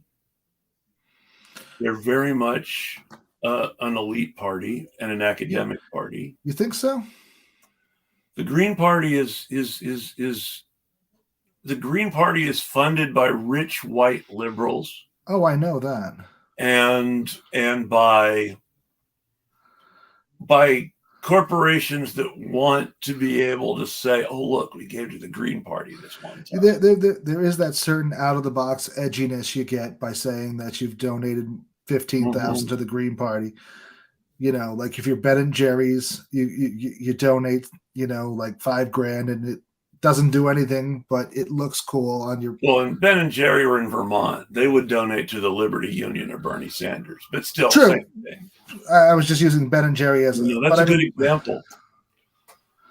But I mean, yeah, you're right. I mean, it does. I think they're a pretty useless party because they refuse to do anything on the ground in a major way. So, I mean, the most successful politician I know who's had anything to do with the Green Party is Kenneth Mejia in LA, who just ran as a straight up independent most recently and won the city comptroller's job.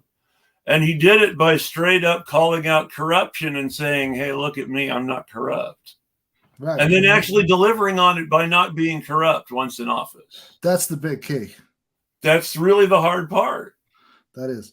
And that's why I think the biggest problem for the Green Party is that they always pick these policies that are really not going to help them or help fight any, corruption. Well, there's always some. So the thing I notice is there's always something weird going on with the Green Party. Whether it's they attract the weirder groups on the political left. They attract some eco-fascists with lefty ideas. True. They attract some anti-vaxxers who are reactionary but think they're liberal. That's true. They have attracted some very turfy. Yeah, they do. Some very turfy people, and they have a whiteness problem a lot of the time. Yes, they do. Although I was really happy talking to Michelle Bicken. Michelle, I know Michelle. Yes, I had her on the show. I wish I could. Michelle Bicking. Yeah, that's right. We can't remember her middle name. Louise. Michelle Louise Bickering. Yes, Michelle Louise Bickering. The last name is what gets me because I always want to. No, she's great, and Howard Hawkins' running mate was great. She would have been a better candidate than Howie Hawkins. Now, Howie Hawkins doesn't have the academic problem. He's got the exact other problem. He just doesn't talk to anybody. Well, he's a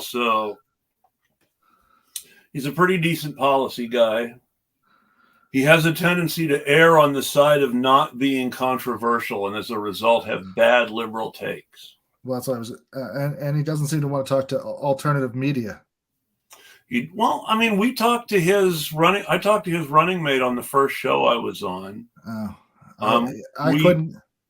Several people had the opportunity. Several people did talk to Howie Hawkins. I couldn't get his running mate. I couldn't get a talk to him. I got Matt Ho. In fact, I want to do another show with him, hopefully, about Ukraine. I need to do another show with Matt Ho, too. I need to do another show with Michelle Louise. I want to do it about Ukraine because he has diplomatic experience and military experience and see what his take is on that. I need to see what he thinks about the Nazi propagation in Ukraine because it's going to spread across Europe. Let's be honest. Yeah.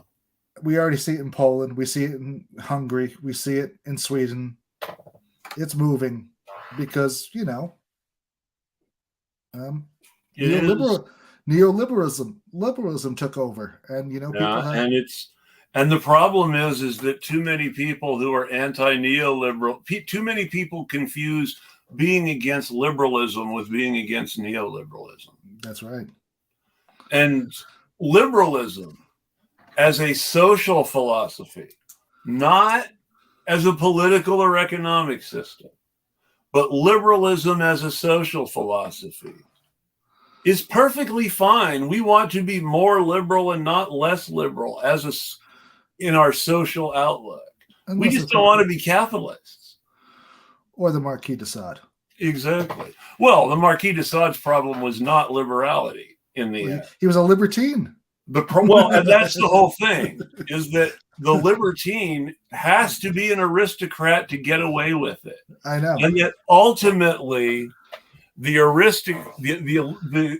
libertine is just an aristocrat using his privilege to be mean to poor people and calling it rebellion against authority. Well, it is a rebellion against some authority.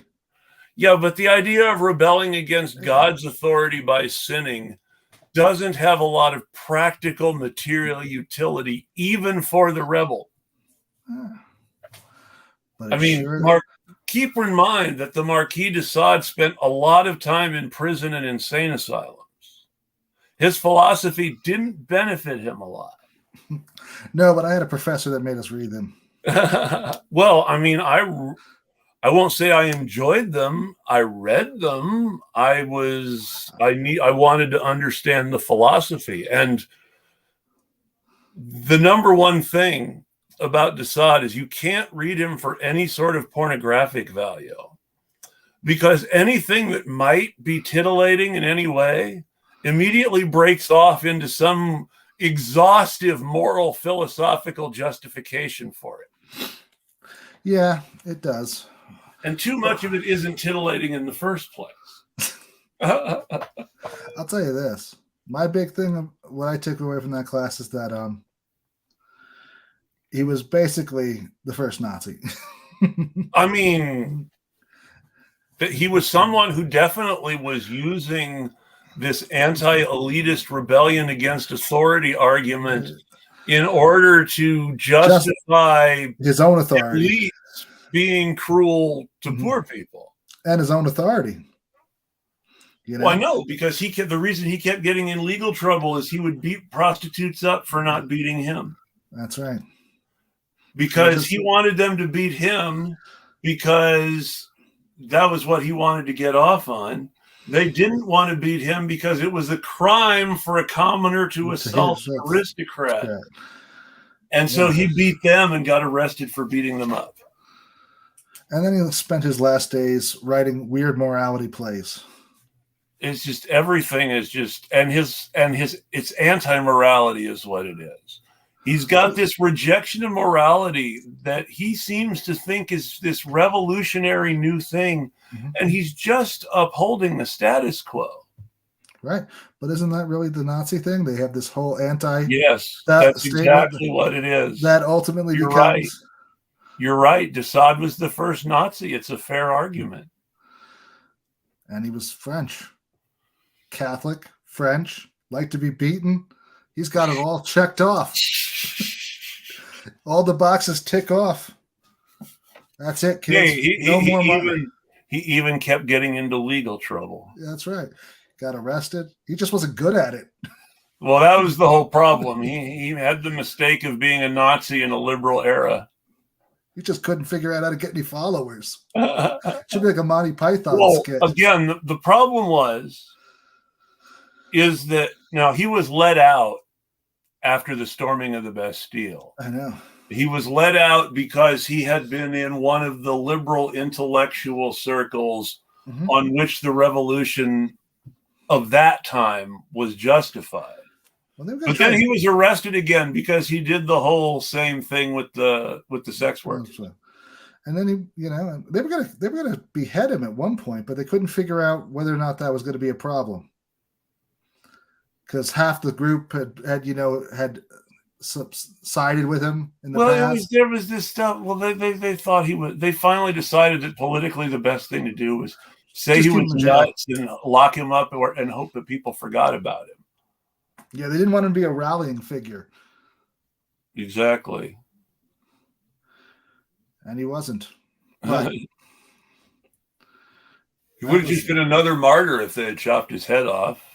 Yeah, but I don't even think they would have cared. It's the marquee. They would have been like, yeah, let's wait for the other ones. Who's on the bill next? I'm waiting for this one. This guy kicked me when I was down once last week. That's it. I want to see this one. Well, that's what they did. They had like a playbill and everything. Oh, I know. It is very, people wanted their grievances addressed. And when you couldn't solve their other problems, you could address their grievances. That's really where you get to Nazism eventually, too. And that's why you had Bonapartism. That's right. And that's why we're going to have it here if we don't solve some of these problems soon. Bonapartism or outright Nazism. It's pretty much the same thing. Except Bonapartism might have better schools. Well, that's the thing. And, is that he did switch France to the metric system. If you think British imperial measures that we use in America are bad enough, the French royal system was just terrible. It changed every time they had a new king. Almost, yeah, because it was literally by the king's foot, whoever was king at the time. Which, if they had to go by, it's a good thing that he switched France to the metric system, because, if Napoleon was such a little guy that everybody would have been 10 feet tall.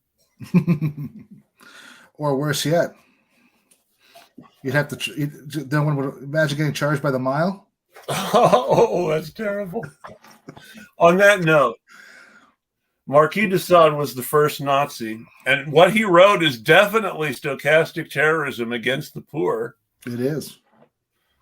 And I think we're seeing way too much of that sort of intellectual sadism, both on the right and by people on the left, whether it's apologies for it from the right in guise of, we need to protect their free speech, or whether it's really cheerleading for the bigots in a lot of cases, which is honestly what Glenn Greenwald seems to be cheering for the bigots and saying that people who don't like bigots are the real bigots. Yes, it is definitely a doublespeak. It's definitely an Orwellian doublespeak. Freedom is slavery kind of stuff. It's right there. Glenn Greenwald does not seem to understand what it means when evangelical Christians pray for gay people. Yeah, they're trying to pray the gay away. Well, but that's the whole thing, is Glenn Greenwald was talking about how this prominent anti-gay politician in Brazil was such good friends with his husband and was being so attentive and kind to him while his husband was sick and possibly dying, and how he treasured this man's friendship. And it's like, you understand that this guy is enjoying your suffering and is praying that your husband somehow sees the light before he dies so he can go to heaven. Or if he is cured, he'll somehow be not only cured of his disease, but of his gayness. Yes, also his gayness. So that he no longer sins and he is Exactly. And I don't think, as someone who has spent more time around that, it's really an elitism. I don't think Glenn thinks enough about what those kinds of people think, not being particularly religious himself, as I understand it. I don't know him, but, he's made some crazy statements lately that... Well, it's not new. You have to wonder...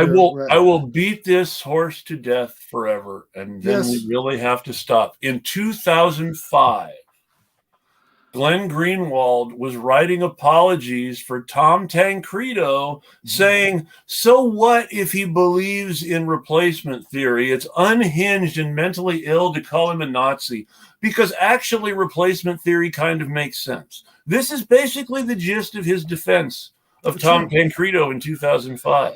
And even if and yes, populations do get replaced, but you know what? It's not a reason to be racist. I agree. Heck. Ebb and flow. Whatever happens in the future happens in the future. I don't see why he's obsessing about it. My only concern for the future is that humanity survives in some sort of socially functional manner and manages to better our quality of life as a species. Well, that's a noble goal. I don't think it's going to happen. Hey, I'm trying not to be that negative.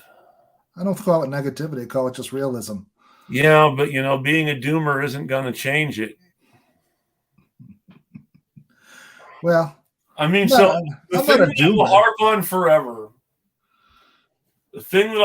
on forever, is 1918 and 1905 were not really that far apart from the point of view of the Bolsheviks. I was wondering if you're going the revolution or you're going with the with two failed wars for Russia. But the 1905 and 1918 revolutions. Ah, right. They weren't. There was only 13 years. Only 13 years. Nobody, even more than that, nobody in 1916 had any idea that that Bolsheviks would be trying to form a government in 1918. No, they didn't. But I still say the women don't get enough praise in that. I agree. I agree with you. If only the provisional government had just stepped out of World War I, they might not have had a Bolshevik revolution at all. Possibly true. Trotsky probably would have stayed a Menshevik. Possible. Lenin would have been still pissed in Switzerland. Well, Lenin still would have been invited back. He would have been invited back, but he wouldn't have had much energy, right? I mean, the energy was all because they didn't get out of the war. Well, that was a big part of it. There was also the fact that they didn't do anything to actually change social relations or material conditions. True, but I'm just thinking they got out of the war effort. There might have been those changes. I mean, it might have been more possible. It's a big if, but we'll never know. I mean, I don't like to give them credit because the social democrats of the period were assholes. But there were improvements in the material conditions of the average German between 1921, when the cap push ended, and 1926, when Friedrich Ebert died. Well, it wasn't all hyperinflation and misery. That period is that period has been overemphasized by Western economists for years now. Yeah, and it's all the fear of government spending, really. Because let's remember, 1926 was still the Roaring '20s. The economy hadn't collapsed yet when Ebert died and Hitler ran for president the first time. But even then, even Germany didn't collapse as badly as some of the other places in the world. We collapsed far faster and far harder than the Germans did. That's true, but that's not the perception that we're taught. We're taught that that Germany was uniquely bad during the Depression. It to a scale beyond any other country in the world. That bad. This is why Hitler came to power. I mean, it was part of it, but was really, we all know what the real truth was. They were angry about the reparations, and that. So you know what the real reason Hitler came to power was, right? Well, it was the war reparation. So it's the election. And the election. Numbers in elections. So there were two federal elections. And in between those two federal elections, there was a presidential election. The first federal election made von Papen chancellor. Mm-hmm. And von Papen was the leader of the Catholic Center and was nominally the close coalition ally of the Social Democratic Party of Germany as part of the Iron League. Or Iron Front. It's true. Von Papen was not a very skilled or forceful chancellor, and while von Papen lost a vote of confidence to the communists, and the communists proceeded in the election that followed to pick up more seats than any other party in that election. They won more seats, and they won them at the expense of both the Nazis and the Social Democrats. The only other group to increase its share a little bit, mostly by peeling off Social Democrat support, were the monarchists. The monarchists sided with the Nazis The monarchists gained support. The Social Democrats of the Nazis lost support. The communists gained a lot of support. So the communists were number 3 now. And at that point, if enough of the smaller left parties, like the trade unions, had joined with the communists, instead of staying with the Social Democrats, that would have been enough to make Thalmann chancellor. Yes, it would have. And that gets forgotten. Well, yeah, but you also have to remember that that's when Hindenburg started to be so problematic. Well, that's when all the intriguing started, because there was going to be a coalition government no matter what. The ruling coalition, the Iron Front, wanted to keep power, but von Papen had lost the vote of confidence, so they couldn't put von Papen back in charge. The guy they put in charge, whose name escapes me, was a serving line general in the federal government who had been defense minister before. And making him chancellor was making a military man chancellor. And if he was ruling with the help of Hitler's emergency powers, that was a military dictatorship, like during World War I with Ludendorff and Hindenburg the first time around. And Hindenburg preferred that, actually.